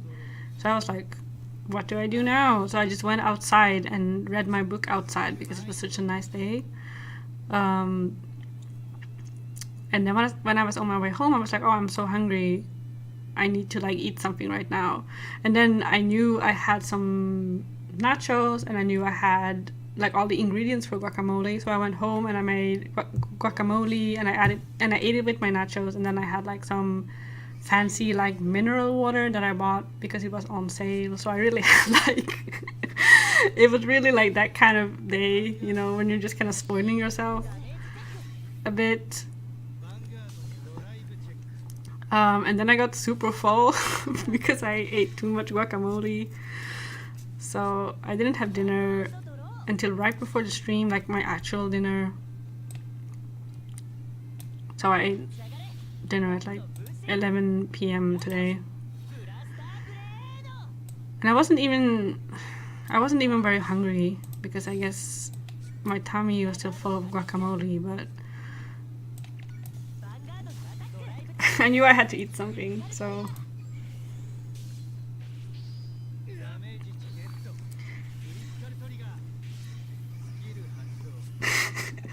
you lead the decadent fantasy life of an influencer. Yeah, for one day I had that. I lived a dream.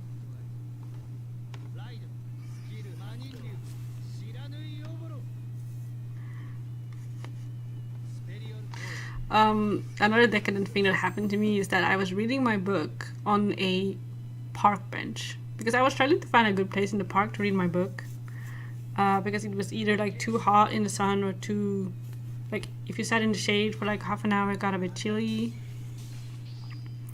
But I found a good spot like right in front of like the big kind of hill where everyone is sitting on like picnic blankets and tanning and eating or whatever. Like there were so many people in the park and I was sitting there reading my book and it happened to me I think 3 times. It happened to me that because I had the receipt from the library, I was using it as a bookmark in my book, and you know receipts, they are like super flimsy and it was quite windy today, so it happened to me 3 times that in front of like all these people my receipt flew away out of my book and I had to run and chase it. So that was another like decadent thing that happened to me today.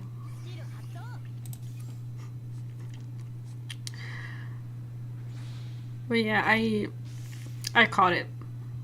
So they were like the worst of my embarrassment. No, I was spared the worst of it because I did manage to catch it. All 3 times.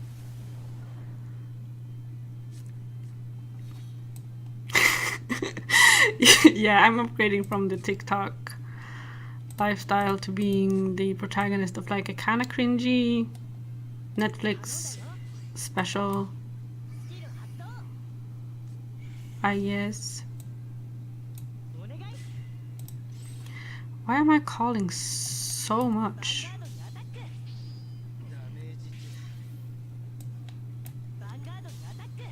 Should I attack with the Vanguard there, maybe?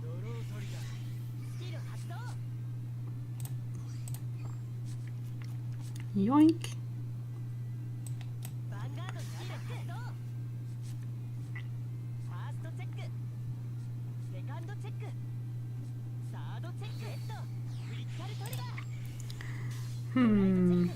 Oh. Oh, nice. I have 2 heals and a PG.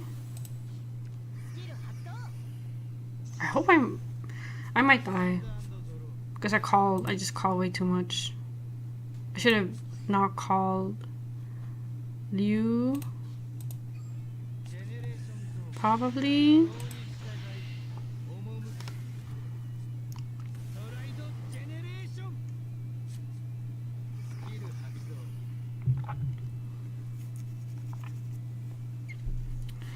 Yeah, it was surprisingly warm today. It was like 27 degrees outside. I still feel like,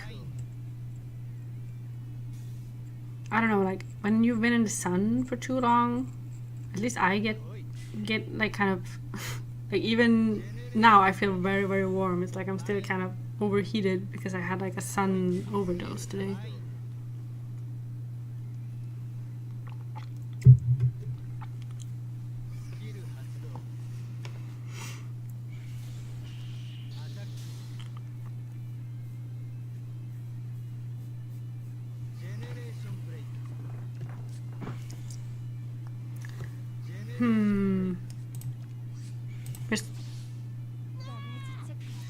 Okay. I would have preferred that to be a trigger. A draw trigger. Preferably. Oh, but I should be okay.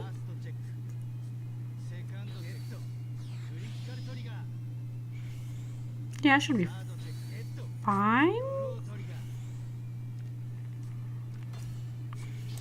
If my opponent also has like 1, 2, 3, 4, 5, 6, 7, 9 cards in their hand.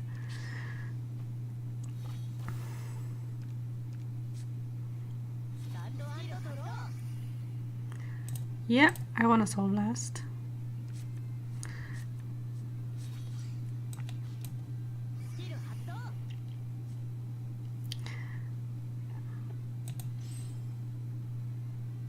Should I just try to kill them?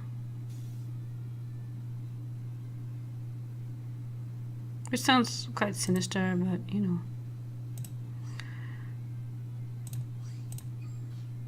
Well, I'm not gonna survive, so let's go. I should be able to get free attacks in because I have free counterblasts. Ooh, PG. Yeah, just shoot them.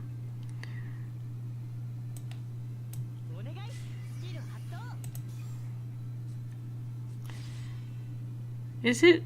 It was in Pop Team Epic where she, like in the new season, where they're playing. God, what's it? What is the name of the game? God, it's on the tip of my tongue. You know the one when you play Battle Royale, but it's in teams. Apex, right? So they're playing Apex. No, not Fortnite. Apex is way more popular in Japan than Fortnite is, I think.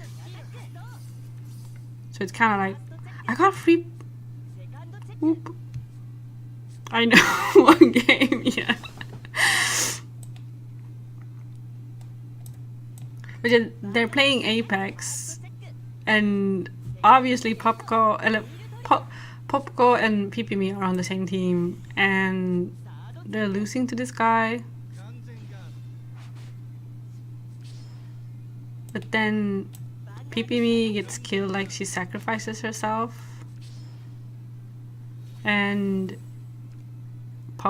Popco is like fighting the guy, trying to shoot him, and she is about to get him, or she's about to get God, or they're at a stand-up. I don't remember the details, but she's about to get God by the other guy, and then suddenly he goes AFK,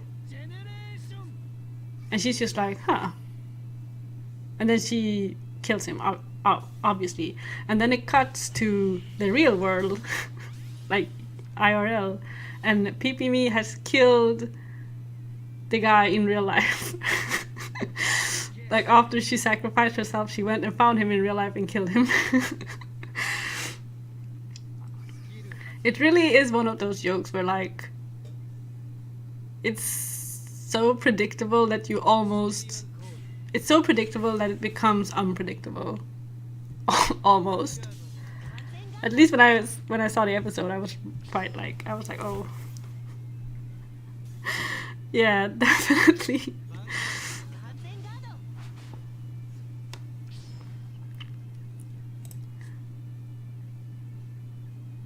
I think that was definitely an example of like the animators of the anime doing like a storyboard story, like their own original story that felt very true to the spirit of the original. I think. I'm gonna die. If I knew I was gonna draw into 3 PGs, I would have played very differently, but that was not what I expected to happen.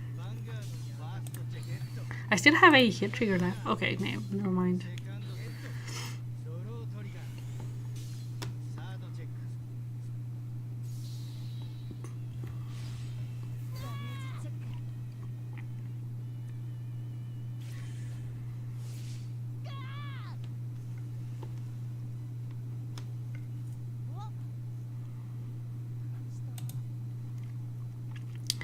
There was this really bizarre thing that happened to me this Sunday at my locals. I was playing Chronojet. My opponent was playing Baron Magnus. And I was just having such a shitty game. Like, I was... You can't really brick in that... with that deck, I guess. But I wasn't drawing into my pieces with the right timing. I wasn't drawing into upstream or anything. Shani feels like it's from another game against his Royal Paladin deck. Yeah, it's just... Yeah, I can't win. I mean, I guess I technically could win, like in that case, if I had kept... if I had gone into like Gancelot instead, I might have had a chance of surviving, maybe. Should I play Lord instead? I just feel like my brain should be warmed up, but it doesn't really feel like it is warmed up at all. Let's try and play Lord instead. Because that was the plan. I wanted to play some Royal Paladin and warm up, and then I wanted to play Luard. And I haven't played any Luard today. Let's see if I can still remember how this works. But yeah, what I was gonna say is that I was playing Chronojet. I was having a really shitty game. On my second stride, I only had like 2 cards in my hand. And I was debating with myself for a very long time, like, what am I gonna do? Okay, it's Bermuda. I feel like I'm not gonna be able to talk and play this deck at the same time. But yeah, I'll try to finish my story. Okay, this is a pretty good hand, so I'm gonna keep it. But yeah, and I was kind of debating with myself for a long time. Okay, am I gonna go next stage, which gets me an extra Vanguard attack, or am I gonna go Fate Rider, which lets me do a rear guard attack extension? And hang on. And I was just sitting there thinking about it it really felt like ages. And after much, like, you know, going back and forth, I decided to stride Fate Rider. And I called like my 1 grade free, and I tried to go for like a free attack thing. Like attack 1 time with the rear guard, and then get 1 attack, then attack with the Vanguard and get 1 attack extension. And I'm doing my drive check, and I get a grade 1, then I get the same grade 1 on my triple drive. And at that moment, I just feel so like empty inside.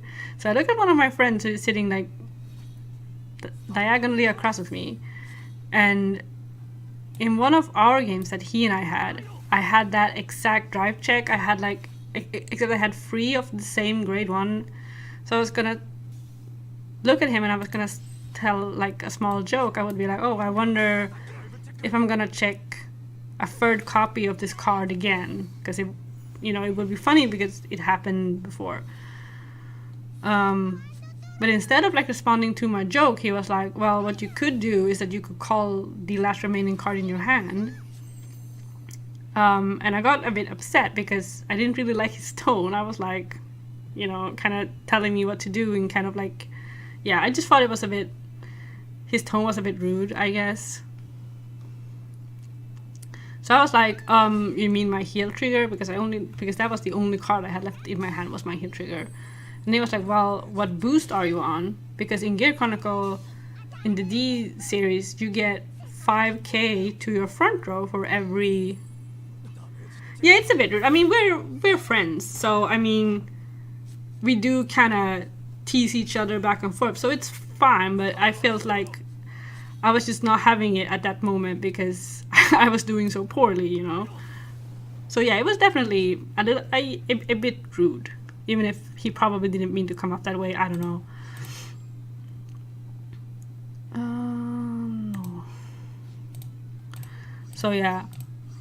So he was like, yeah, you could call the card in your hand. I was like, oh, my heel trigger? Am I gonna call my 5k heel trigger?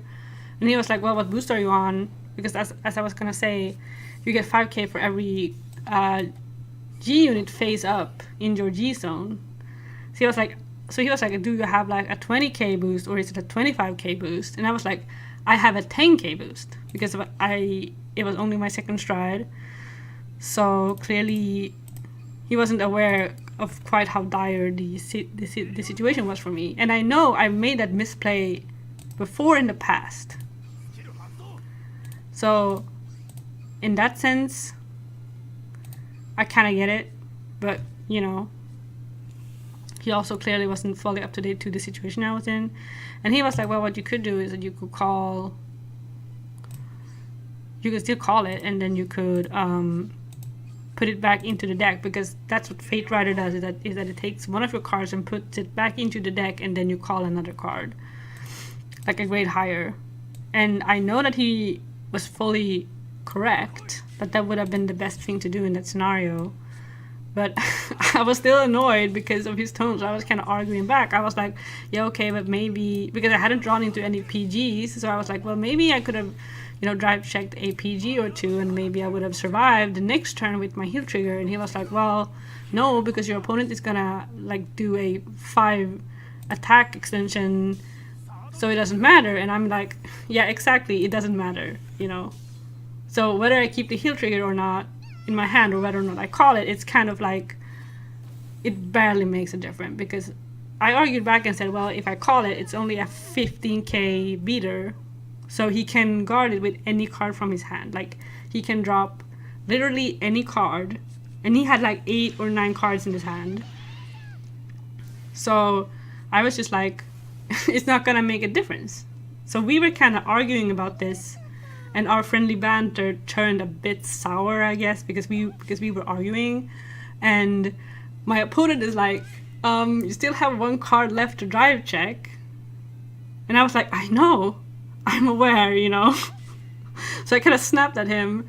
And then I checked my final card, the 3rd card in the triple drive check, and it was my over trigger. And I gave the over, because my opponent had PG'd my Vanguard attack. So I gave the over trigger to the rear guard, and I attacked with the rear guard, and my opponent said no guard, and I won the game.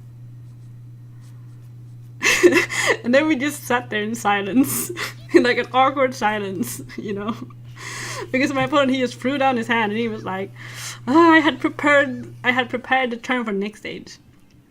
Because he had specifically picked the over trigger from his soul back up into his hand to guard next stage, to guard Chronoyet, because Chronoyet doesn't have yeah, you can check the over trigger. Always, yeah. Yeah, exactly. We were arguing back and forth, should you call the heel trigger, should you not call the heel trigger? But obviously the correct choice was not to check, was not to call it, it was to just check the overtrigger and win the game. Okay, I have to think right now. This, wait, 1, 2, 3, 4, no.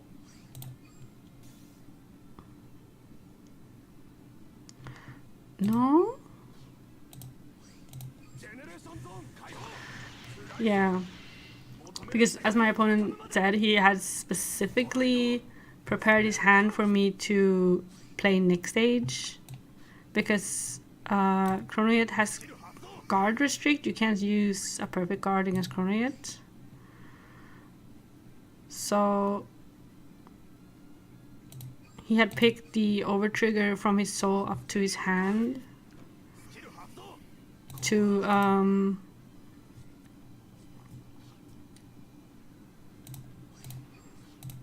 guard against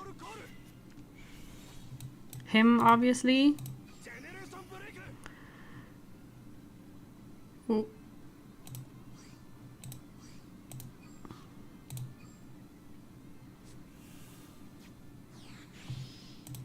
And then I had instead strided a different unit,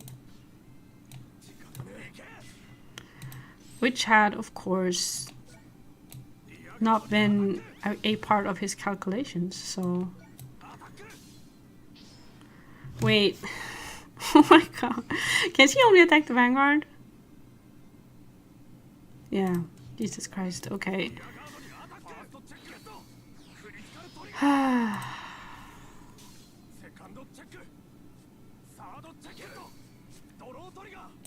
Okay, that was very sad.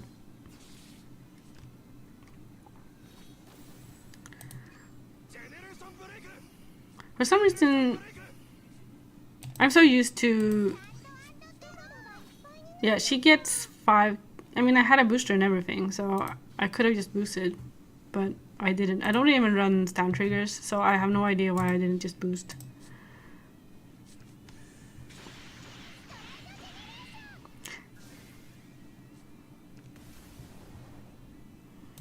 I feel like they...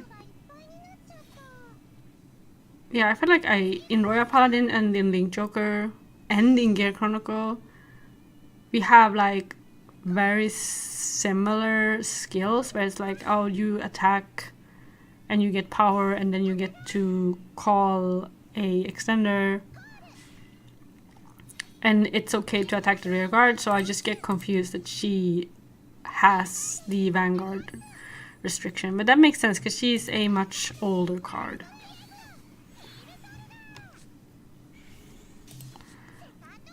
But yeah, it's yeah. Yeah, so I got a bit confused for a second.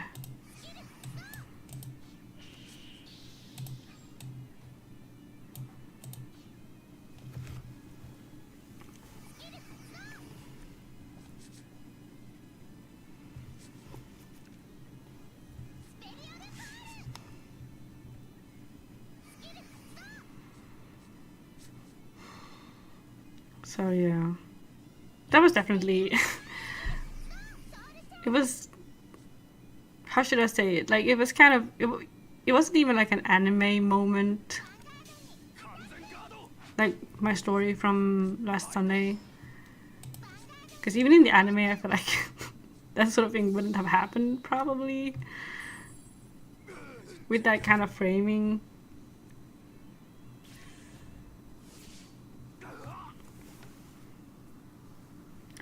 I am gonna go and open my window because it's very warm in here.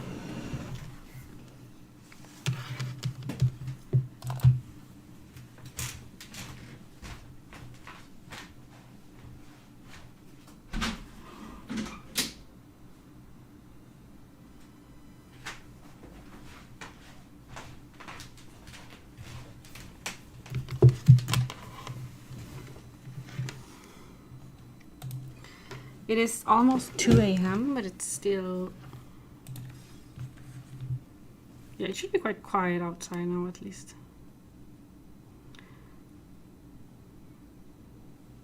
It says it's only 14 degrees outside right now, but that doesn't feel right.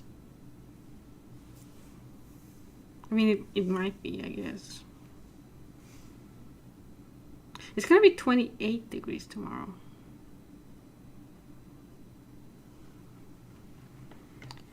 $28 around noon, and then it's gonna be 15 degrees at night.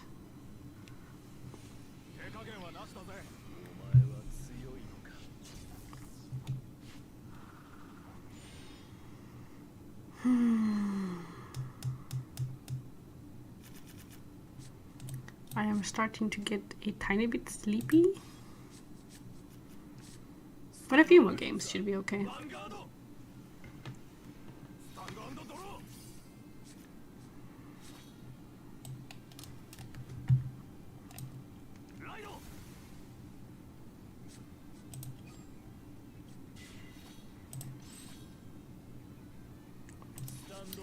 This is Link Joker again. Okay, this is almost an even worse matchup than the Royal Paladin one. I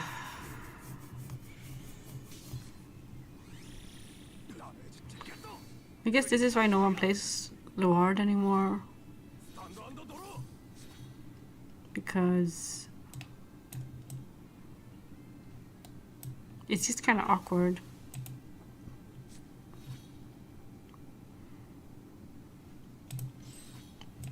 I also think I should play the other PG, because I do not understand the point of this PG at all. I feel like I'm missing something, because it's like after she activates the perfect guard effect, she binds herself, and then she has a ritual free skill where if you have 2 of her in the drop zone, you can retire 1 rear guard and return 1 of her back to your hand. But it's only if you have 2 of her in the drop zone. So I don't really get it. And since she binds herself when you use her, that guarantees that she won't go into the drop zone if you bind her. So the only way to get her into the drop zone is if you discard her, or like in this case, if I discard her for this skill. Wait, I'm already gone. Okay. I didn't mean to actually do it. I didn't think it would. Okay. What is it with me in this deck? I can just never do any good plays. So if you discard her and then you have 1 more of her, you can bounce 1 back. But that's still, you still need to discard 2 to bounce 1 back. So I don't understand. I should probably just play the other PG, honestly. She has the ritual skill, which can be useful in like a pinch. Like if I absolutely need to like discard or retire a ritual grade 1. Like if that makes or breaks like my final burst turn, then sure.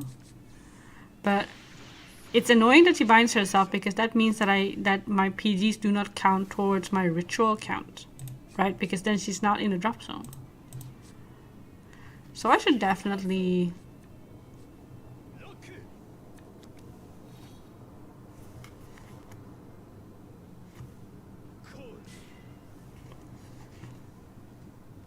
yeah, it sounds bad. So I still see people using this card, which is just something I do not understand.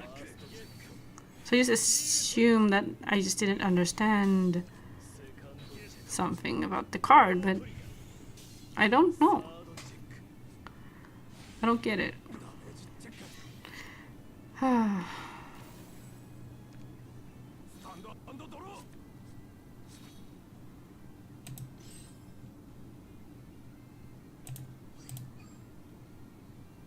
No, I have to read that every time, and I wouldn't say I'm confused Because the box pops up and asks me, because this Luard has the skill that I can either pay a number of counterblasts or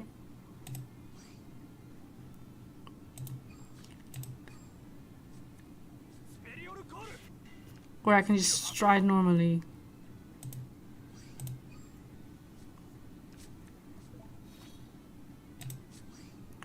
Okay, so I want rear guard. Can it be any rear guard? Yes. Let's kill this guy.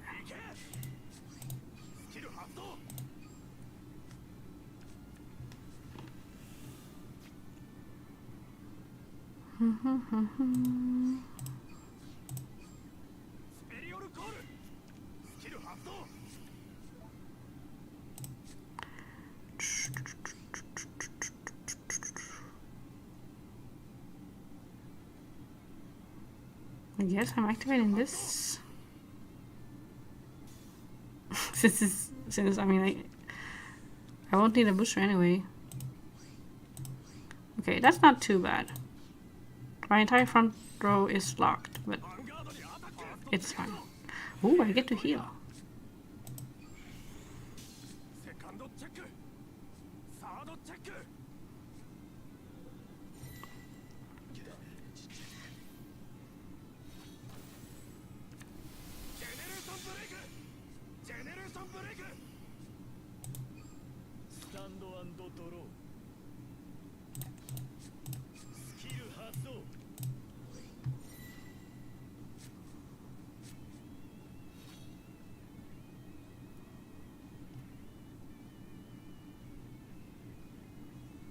Okay.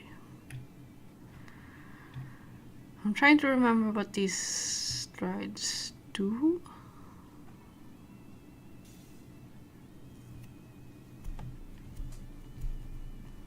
Okay, so I can get a critical and I can call a grade 1. Understood. I'm not gonna have Ritual 7 by next turn.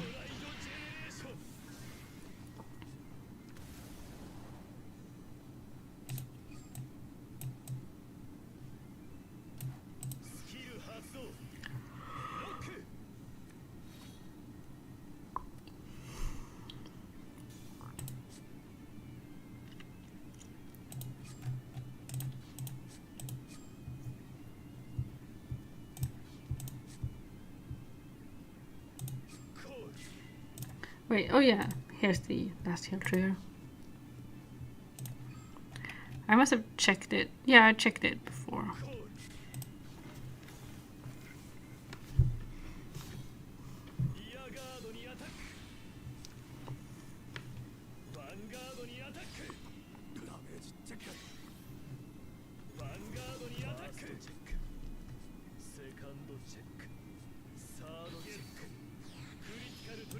Uh-oh. Also, another thing that happened to me today is that before I went outside, I made sure to put on like a good amount of sunscreen because I get sunburned very, very easily. And I must have put like my sunscreen on like too close to my eye because I got sunscreen in my eye.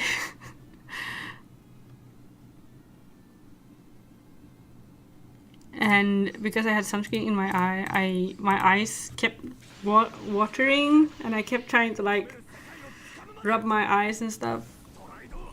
So I think the people around me probably thought that I was reading a very, very sad book because I was sitting there just like kind of crying. But no, I just had sunscreen in my eye. Yeah, I still feel it. God, I felt it again now for some reason. Hang on. And I don't have any soul. Well.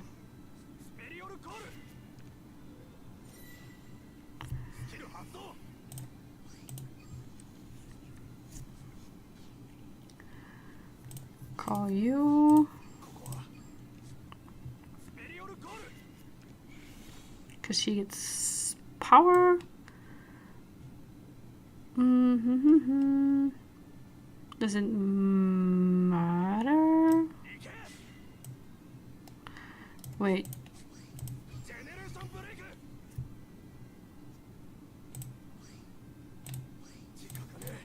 There's no time.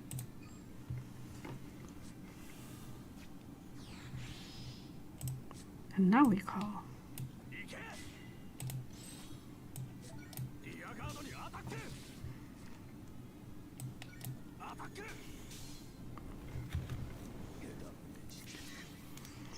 And now we get to activate her. Yeah, I have no soul.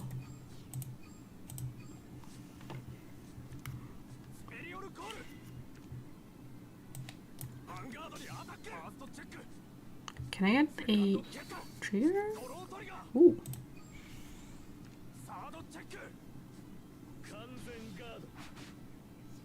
This is going surprisingly well.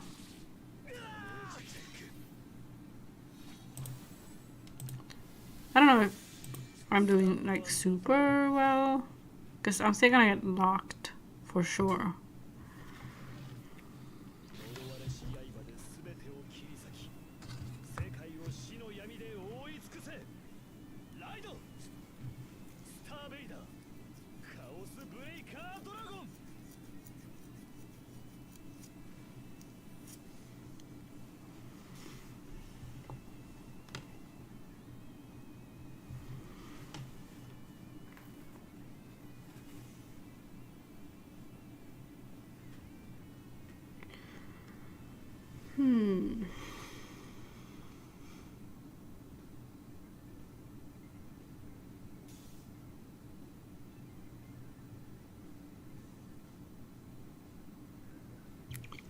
I wonder. Wait, are they on the old? They're on the old Chaos Breaker.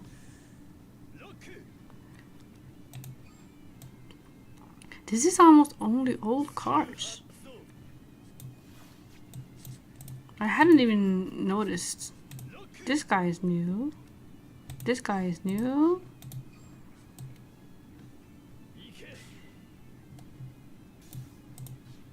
I mean, it's kind of funny when you are concentrating so hard on your own cards that you don't notice what your opponent is doing. That might explain why I was doing quite well. Why did I... Couldn't they have strided instead of discarding 2 Great Freeze?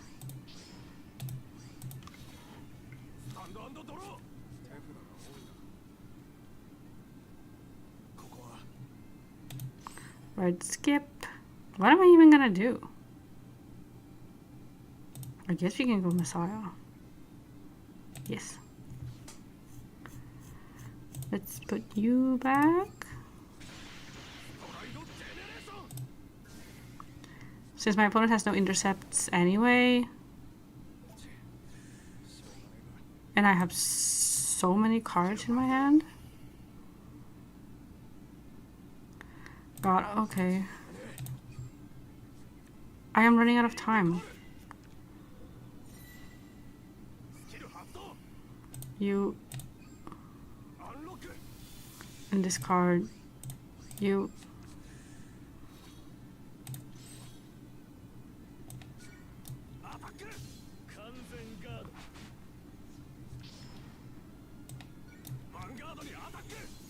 Okay, there we go. This was a strange game, for sure.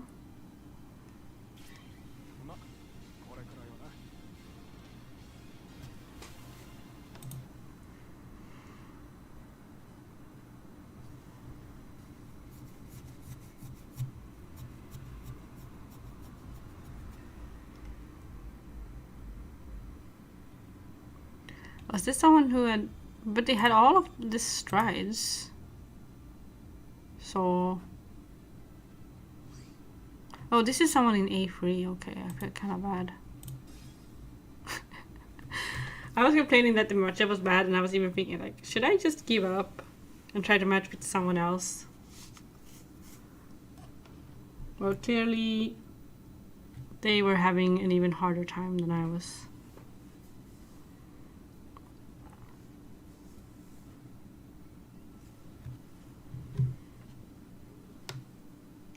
Yeah. Just a beginner who's trying to, you know, enjoy the game while they can.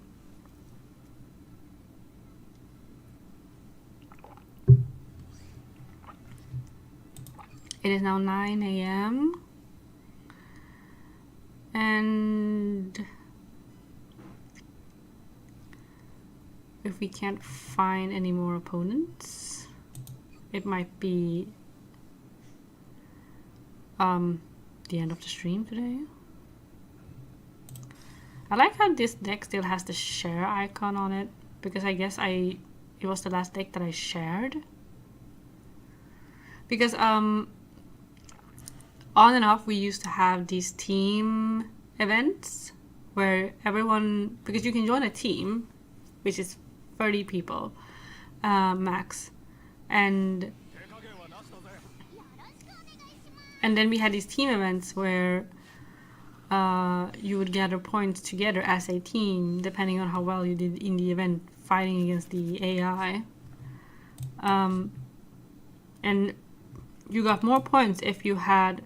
I was gonna change to PG, I forgot.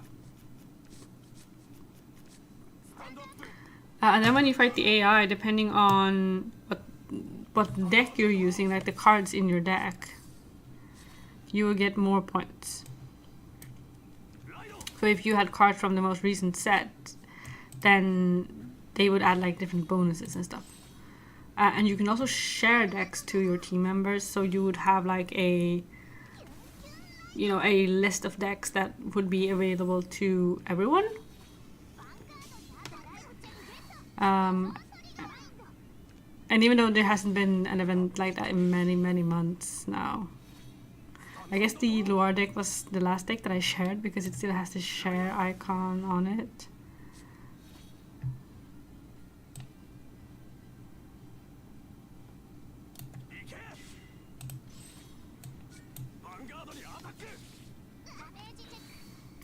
And I think that was kind of a fun thing, that you could use your teammates' decks. Honestly, that was like a really cool idea to have, like, to have a way to access decks that aren't your own fully, with like the character and the sleeves and like straight up everything. Yeah.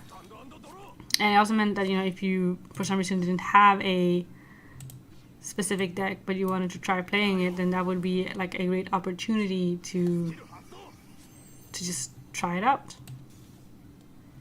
So it was kind of cool.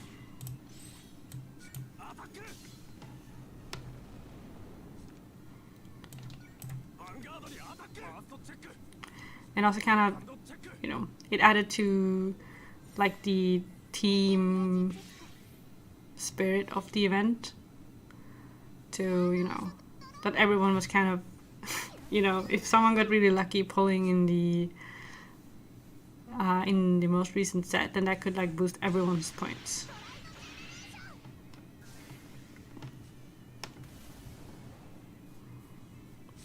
One thing I actually really like about Vanguard Zero is that so many of like the events and the chore parts of the game, like anything that isn't PvP, is pretty like, it's streamlined pretty hard, so you don't have to do like a ton of like repetitive AI fighting if you don't want to. That's something that I kind of dislike with Duel Links. I mean, Duel Links had like a lot of kind of fun challenges when you fought the different AIs, where you kind of had to build specific decks to fight specific opponents and stuff, which is kind of cool in theory, but when those things are part of like your dailies and they kind of turn into chores, it kind of gets a bit grating, I think. Because after a while, it's like you have to put in so much effort just to do your dailies, to build these specific decks to counter these specific AIs and stuff. No?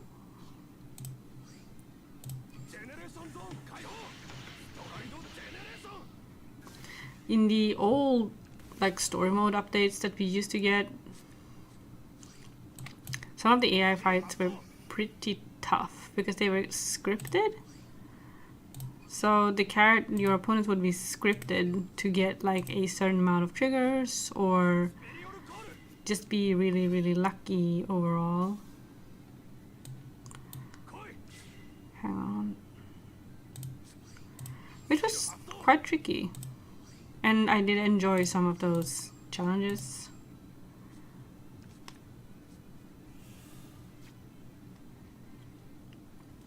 Because some of them were just really, really rough. That is so fucked up. Are we talking about the dueling? Yeah, I assume you mean the dueling stuff. But the thing is that I kind of like the idea of it. Like the challenges themselves. Like if they were events, then I kind of get it. But like for your dailies, it's like a lot of work. And I think that's one reason why I got a bit burnt out of playing dueling after a while. Because it felt like, oh, I have to beat this AI fighter who just has cards that I don't have or cards that aren't even available to the players in the game. Why did I activate that? Okay.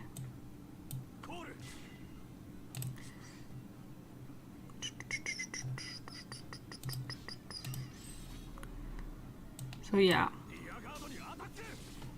And then you have to sit and like look up tutorials on like how to play so-and-so deck. Or how to counter so-and-so deck, I mean.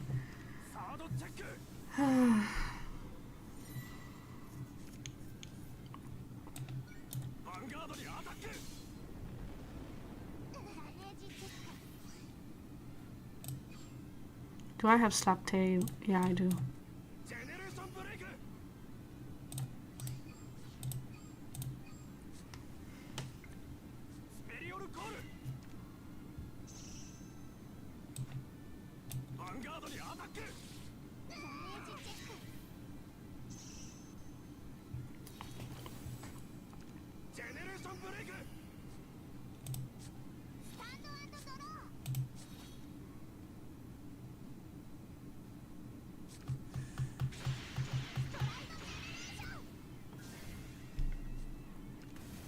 How many? Shouldn't they be ready to? Okay, they only have 3 set of dragons as of. But currently they only have 3. Huh. Now they heal. That is so messed up. They can just heal 8 damage.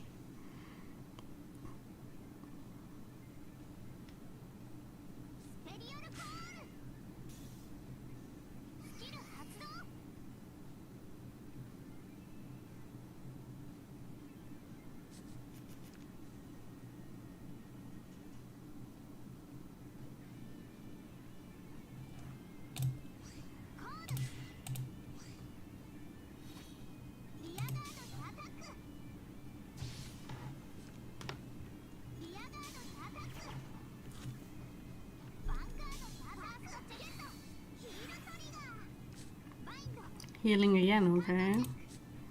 It is a bit annoying because this deck really does not care about my damage. Like they can just kind of do whatever. Which means that they can just keep healing because their damage is so low. Should I ride? Let's ride.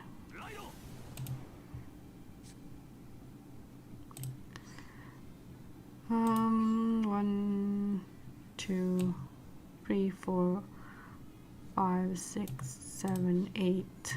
So I actually can use this. Yes.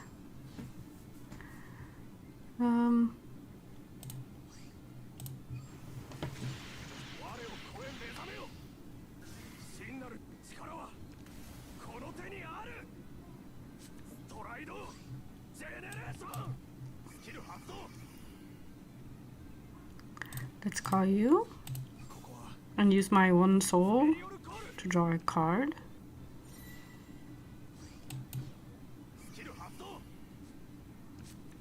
Yes. Can activate you to draw another card.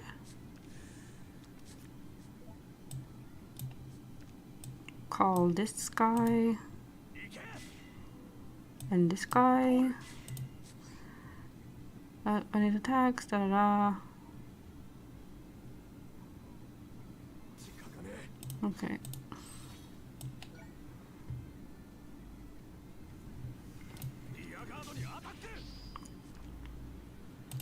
This no counterblast, good.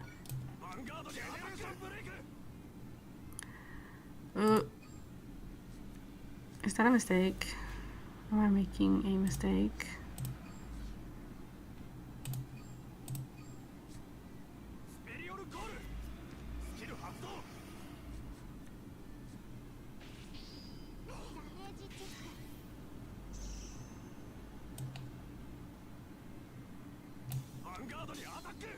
The reason I was wondering if getting rid of the booster wasn't... See, she's 25, but it's fine. Everything's fine. I have to discard 2 to get the... Yes, good. I am activating things. Wow.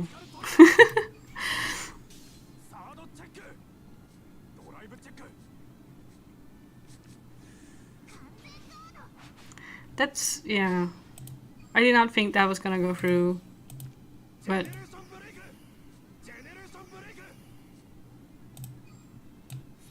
it's always fun to swing with 4 criticals.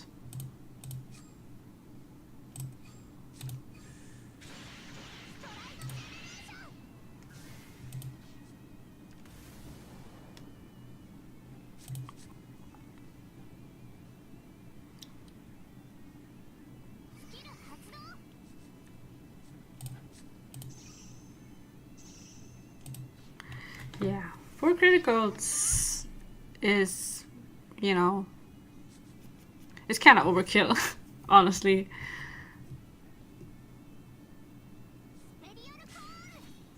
I guess the thing is,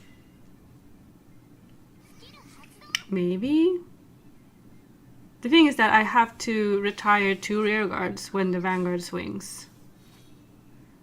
Yeah, I have to attack with 2 rear guard. Sorry, I have to retire 2 rear guards when the Vanguard swings, which is why I choose to attack with the rear guards first.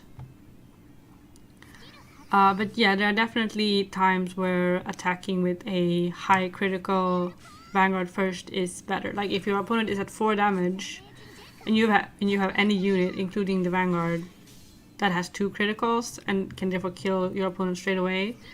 As a key rule, it is always better to attack with the Vanguard first. But in this case, because I could do an attack extension, and I needed the boost for the attack extension to hit, in this case it was better to attack with the rear guards first, because it gave me more attacks, I guess. But yeah, it's kind of a rough choice, because I feel like technically... Because Dagda, who is the attack extender in this case, he retires a rear guard for his own skill to activate. So I would have retired 3 rear guards total, which means I would have made way with my entire back row, and therefore I wouldn't have any boosters to boost the attacks. And I guess, especially in this case, because it is Angel Feather, every time they take a damage, Gabrielle, she gets an extra 2k. So she scales super fast when she takes damage. And that makes it a bit extra tricky. If this had been against another opponent, then maybe I definitely could have made a choice to attack with the Vanguard first. But in this specific scenario, it wasn't gonna work. I don't think. I am just running out of time. I just need to go.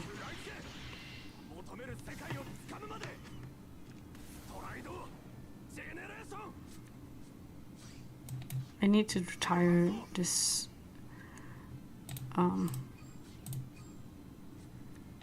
this grade 2. You please die. And I want to activate you. I guess just call something. Oh. They would have let me draw. I am gonna run out of time. God. Oh! That was so stupid. I wasn't. I don't know if I would have won either way, but yeah, I just ran out of time. I should have just. Yeah, I did.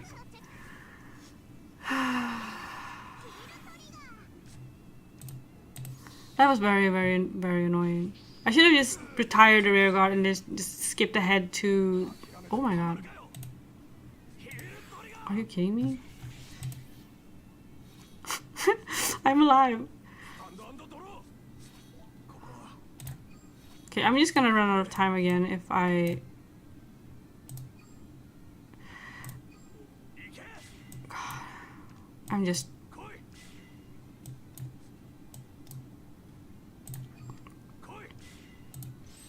Is he...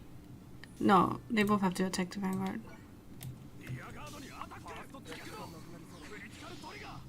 Wait, my deck is also running out. No.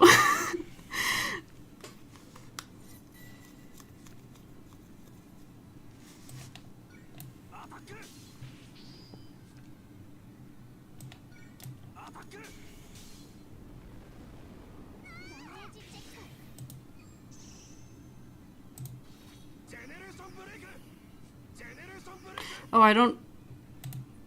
I didn't have any targets, so she didn't activate. Oh, wow.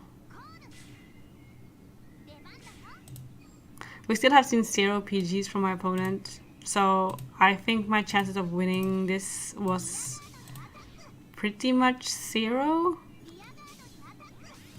Because it wouldn't surprise me if this is 4 PGs in my opponent's hand right now.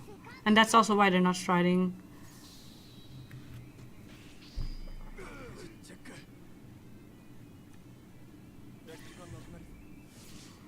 Yeah, that was that was definitely a fun game.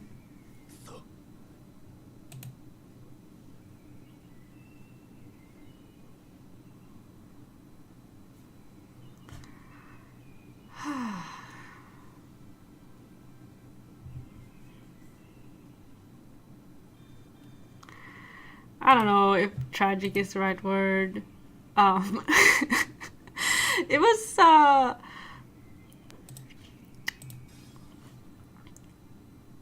I feel like I was not meant to win that game.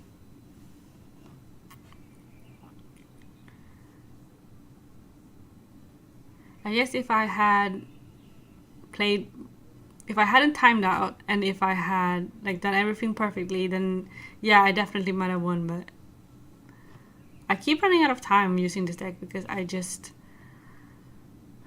the fact that you manually have to count the cards in your drop zone and things like that, like it just eats up so much time. I think this might be the last game for today. And of course it is Bermuda. Well, let's just... I will do my best.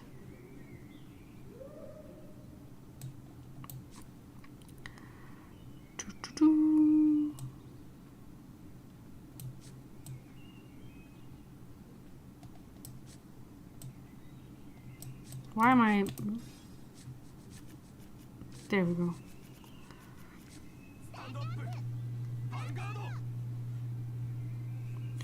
It is now past 2 a.m. So the birds are singing outside.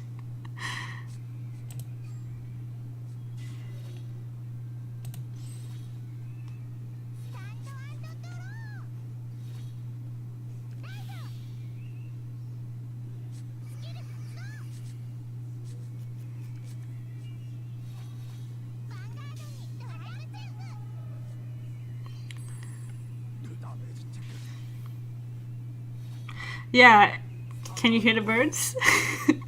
I had to open the window because of how warm it was. So, if you can hear birds, you're not going insane. They are very aggressive this time of year. It's also because, you know, here the sun it's already getting brighter outside. It's actually quite bright outside already. And the sun set at like 11. When I was setting up the stream at like 11:30 p.m., it was still bright outside, and now it is 2:22, and the sun is already rising. So it was dark for about 2 hours.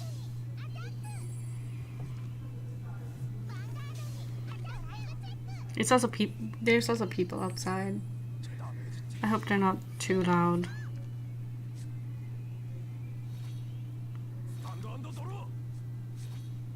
I am very sorry about the noise. It was just it was getting unbearably hot. So okay, let's call you and you.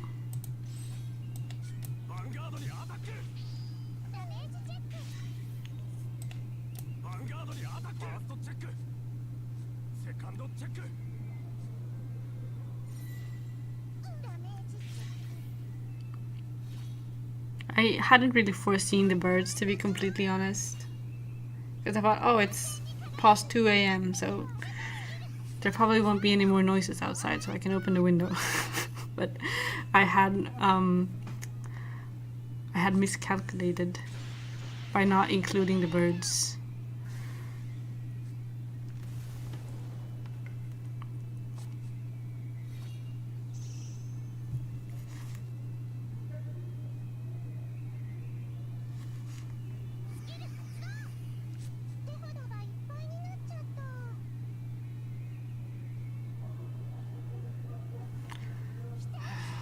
Hang on.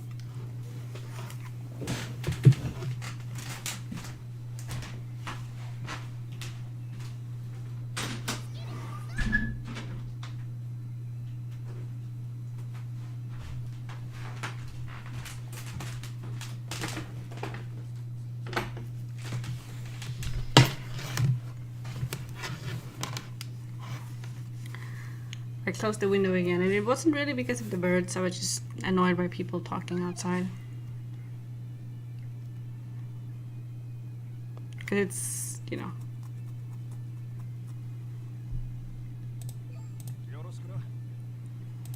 Why do choral players always take such a long time? I feel like I could go take a nap, make some toast, call my mom, and the choral player would still be like just doing combos.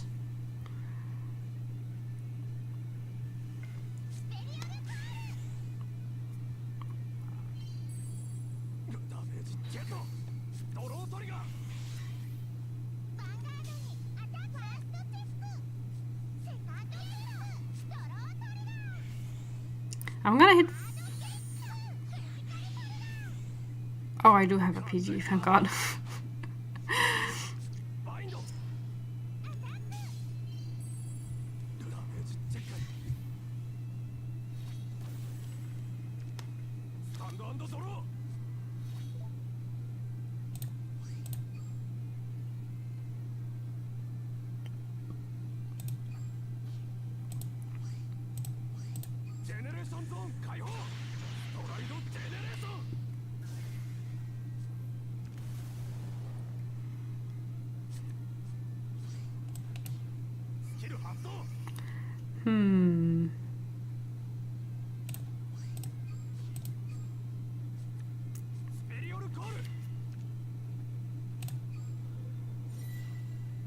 Goodbye.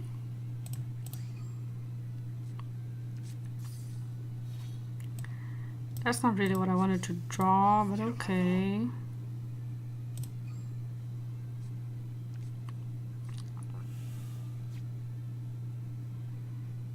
Let's... Either I draw more card... No, wait, I have no soul. Oh, I can call... Right, I can call two. God, I need to keep track of what I'm doing. Good. Yes. The 13k base is also just... It is so annoying.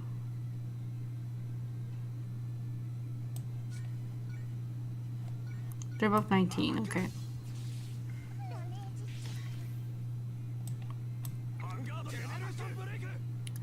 I guess I can kill this guy. And maybe call another grade 1.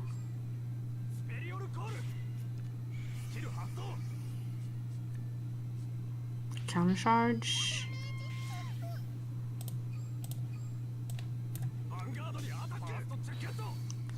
A critical trigger? A heal trigger that does not activate.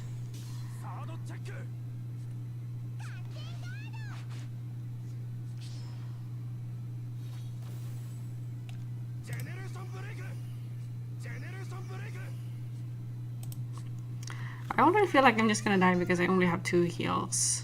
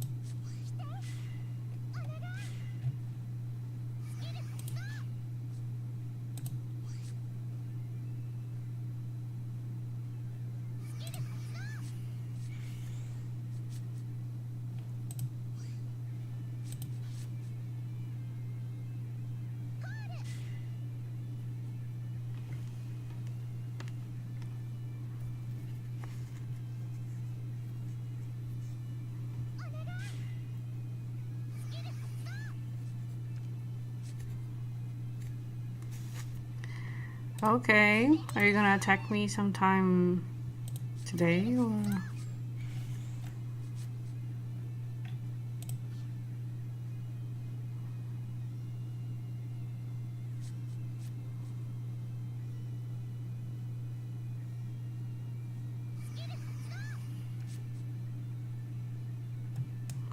They have 5 cards left in their deck.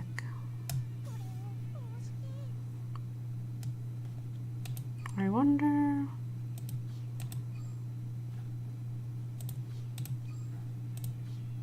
Bermuda used to have like during the Legion era, they had a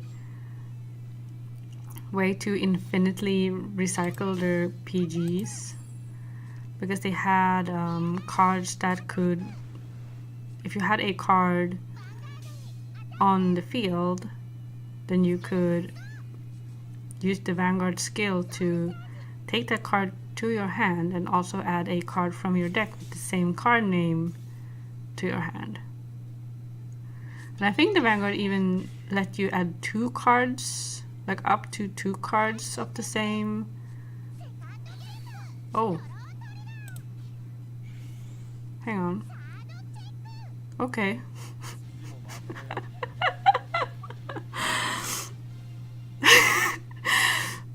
They, I didn't have to do anything, so. That is the funniest, that's the funniest way I've ever won against a Bermuda player. For sure. Like I just said, like I just kind of noted that they had only 5 cards left, and I was like, well, Bermuda isn't really known for dicking out, so it's probably gonna be fine. And then just the draw trigger.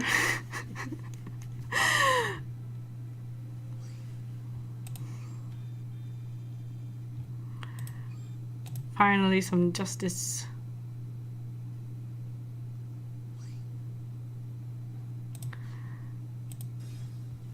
Why? Why are they taking the game down? It's so much fun. I will never experience this again.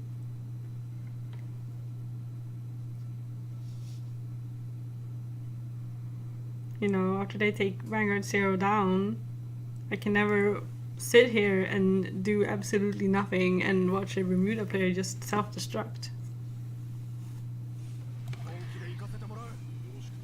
Oh, it's been a long time since I ran into a Dark Irregulars player. But yeah, what I was gonna say is that they had a... Yeah, so they could add a card. Yeah, they could technically copy a card that was on the field, bounce that card, and then add more of that card to their hand from the deck. And because it was Legion, once they used the PGs, they could then again recycle the PGs back into the deck, because that's what Legion does, is that when you perform Legion, you take 4 normal units in your drop zone. No, 4 units, period. 4 units from your drop zone into the deck. So they could just... So as long as they had at least 1 PG in the hand, they could just infinitely recycle those other free PGs just forever.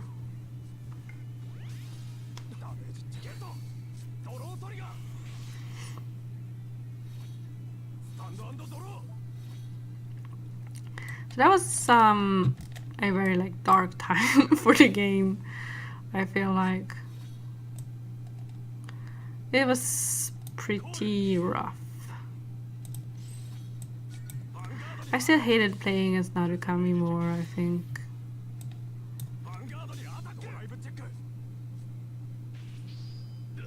Because I feel like with Bermuda, if you rush them, you could still win. And I played Gold Paladin, and Gold Paladin was like a very, very rush and push kind of clan. So I can still just kind of get Bermuda sometimes. But yeah, my win-lose ratio against Bermuda was not great during the Legion era, because they were just kind of in a different league altogether. Kind of the same thing that you said about Shiranui. It's like... it kind of feels like you're playing 2 different games, almost.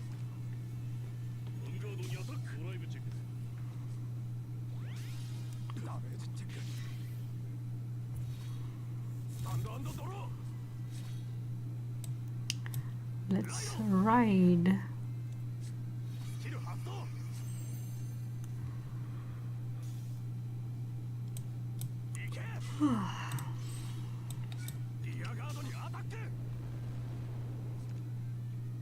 Yeah, it was miserable.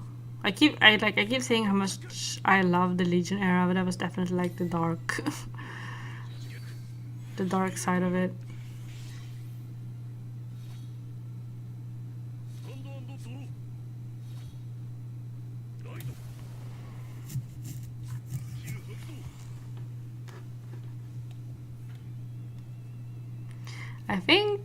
I forget exactly when they introduced that function, but in the championships they have a pretty fun setup, I think, because they stream like the top 8 or the top, I forget it, but I think it's the top 8 or if it's the top 16 even, I forget. But in that format, every player chooses free decks, and the opponents they get to like see each other's deck recipes. I'm not sure if they get to see each other's deck recipes, but they get to see what free clans their opponent has chosen, because it has to be like 3 different clans. It can't just be, you know, different versions of the same clan. It has to be 3 separate clans. And then they could ban one of the opponent's decks. So if you had an opponent, for example, then like during the Legion era, it would probably be like, oh, Bermuda, Narukami, Gold Paladin, let's say, because those were 3 very good decks at the time. And then the opponent could be like, okay, but I don't want to. I absolutely do not want to fight Bermuda, so I will ban the Bermuda deck. So then that means the opponent cannot use the Bermuda deck, and then everyone gets to do that like to each other. And then when they fight, they get to freely choose what decks to use in the first round, and then in the second round, the person who wins cannot use their winning deck again. Oh, I did that wrong. I messed up.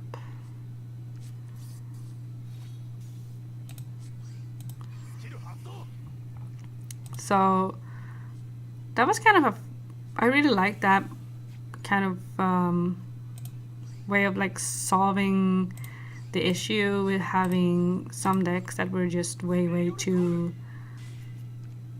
OP or just way too like prevalent in like the meta in general.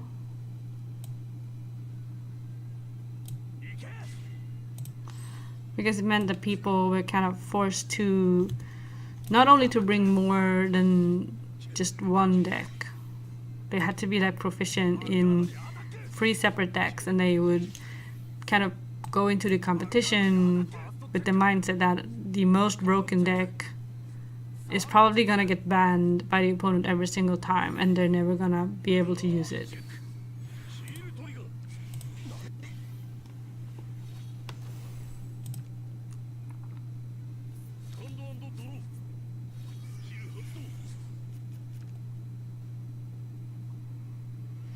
But it also kind of became a meta on its own in a way, because it meant that people started bringing in decks that were necessarily meta by themselves in the format, but were just very annoying to play against.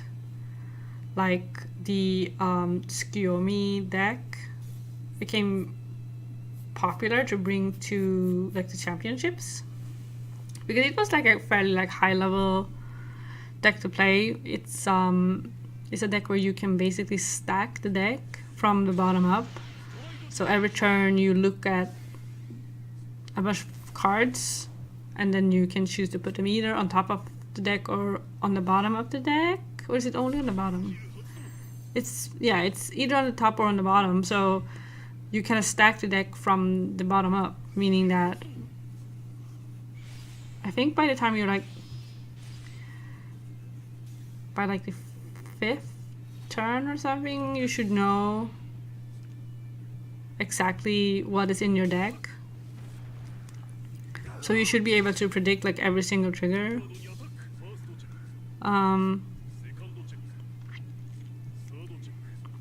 So people started bringing that deck into like the championships, even though it was very old. And they did that only because it was such an annoying deck to fight, and people just hated having to play around it. 1, 2, 3, 4, 5, 6. Oops. Let's go with the ritual. Yeah, let's do that. Let's put you back.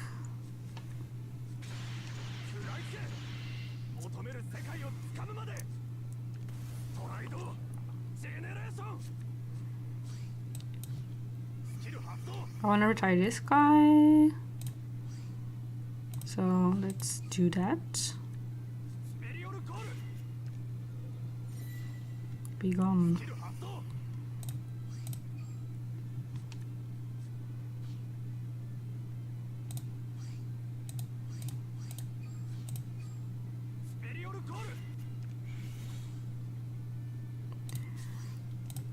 How many cards do I have to?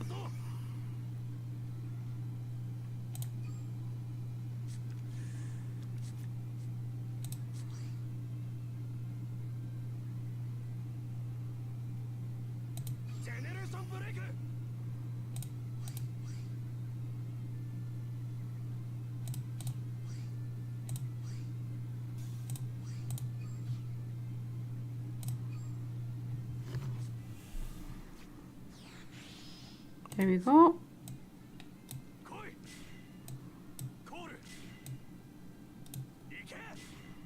Should have called that backwards for sure.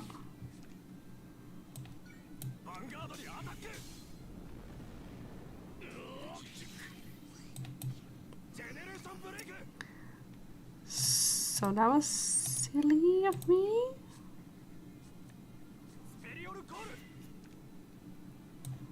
Yeah, it's only 14. Come on, can I get a trigger, please? Yes.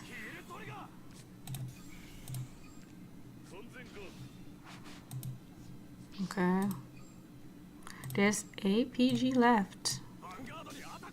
Oh my god.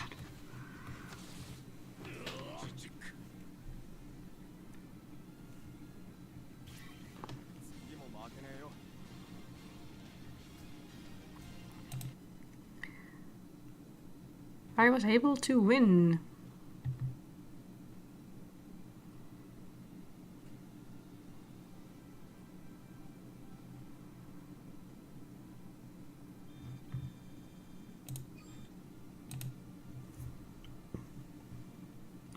It's almost 3 AM, so I should really go to bed. But I really hate going to bed when I'm doing well. I am free tomorrow. I guess maybe I could stream again tomorrow. The season is ending tomorrow. It should be like 5 PM for me. So for you, I guess it should be like 1 PM? No, 12? 11? Yeah, it was exactly 12 hours, so it should be 12 for you.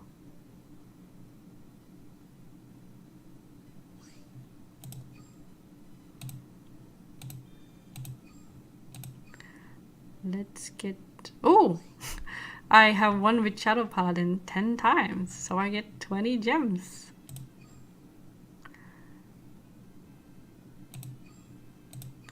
I wonder, it should be exactly... Should it be exactly 10 times? Or should it be...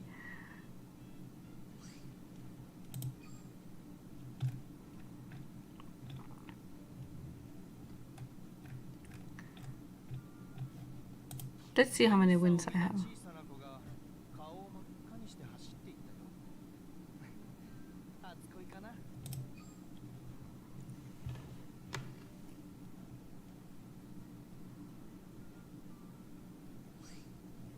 $271st place, and it's 14 hours left. No, if it's, yeah, 14 hours, so yeah,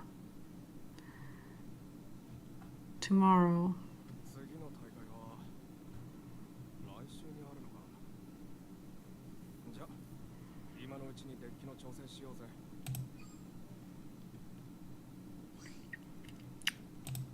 Let's have a look.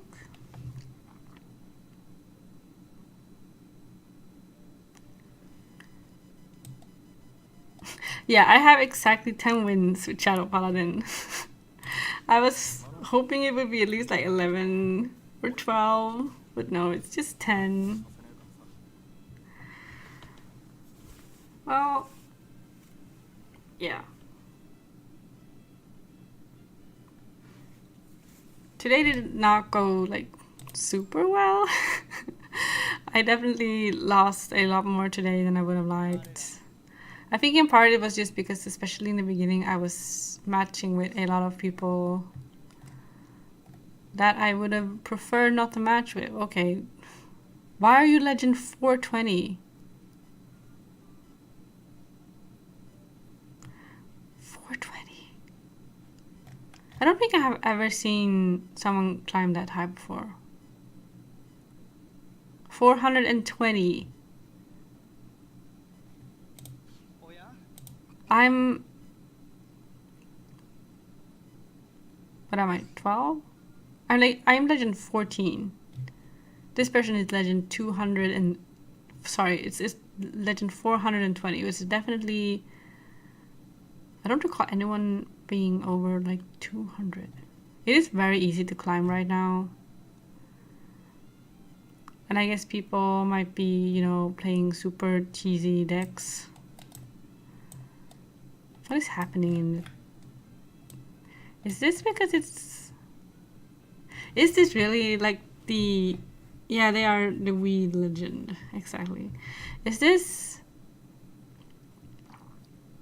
actually the last rank season?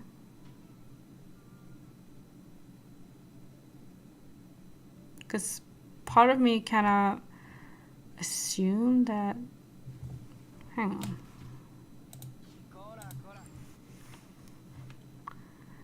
I couldn't see, because I saw people saying that this was going to be the last rank season, but I couldn't see any announcement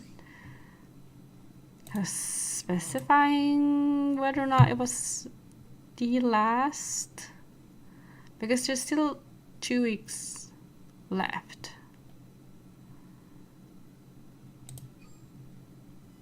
So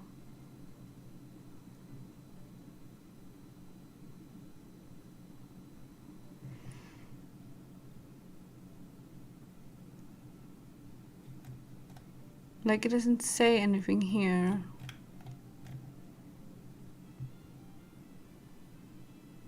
About it being like the last season. And then they didn't say anything about it on Twitter either, from what I could see.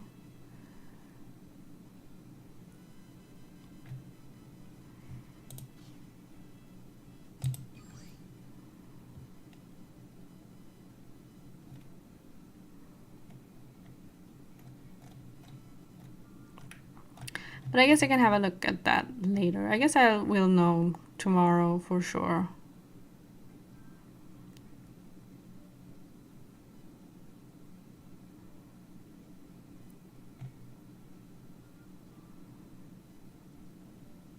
Yeah.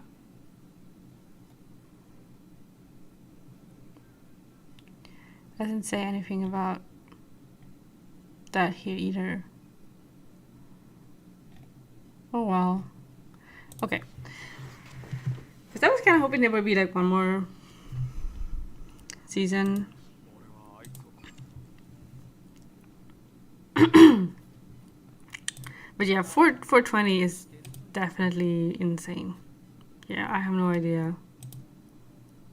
They must have been fighting like 24/7 to get that kind of rank. But yeah. It's been 3 hours, which is an hour longer than I intended to play today. But I didn't do super well, but it was very fun. So no, I have no regrets.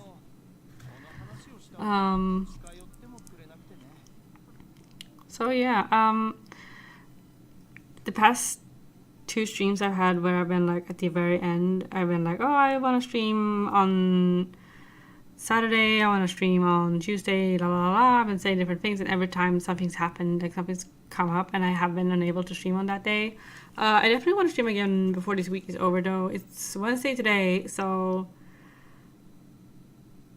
and I should be free all week, I think, during like the streamable hours, or so to say. The only thing is kind of the construction that's been going on that has been kind of hindering me from streaming during the day because of noise. And I really hope they don't start with the construction tomorrow at like 7 a.m. because then I will die, maybe, from lack of sleep. But yeah, it was super fun. Hopefully I can stream again on Saturday. Hopefully Saturday will be construction free and I can just stream during the day as I have before. And if not, then I will try and find some other time to slot a stream in, even if it's just a short one, because I really want to... There's only 2 weeks left, and things in my life right now are kind of unpredictable because of a few different things that have been going on. So depending on what happens, I might not have a lot of time to stream for the very last week of Vanguard Zero, of Vanguard Zero's lifetime. So with that in mind, I will probably be able to stream, but in the small chance that I may not be able to stream, I really want to try and get the hours in so I can, you know, tick off all the things off my bucket list before then. But yeah, I had really fun, and I hope to stream again very, very soon. Maybe Friday, maybe Saturday. We'll see. But until then, it's bye-bye. Have a good evening, and I'll see you this weekend. Bye.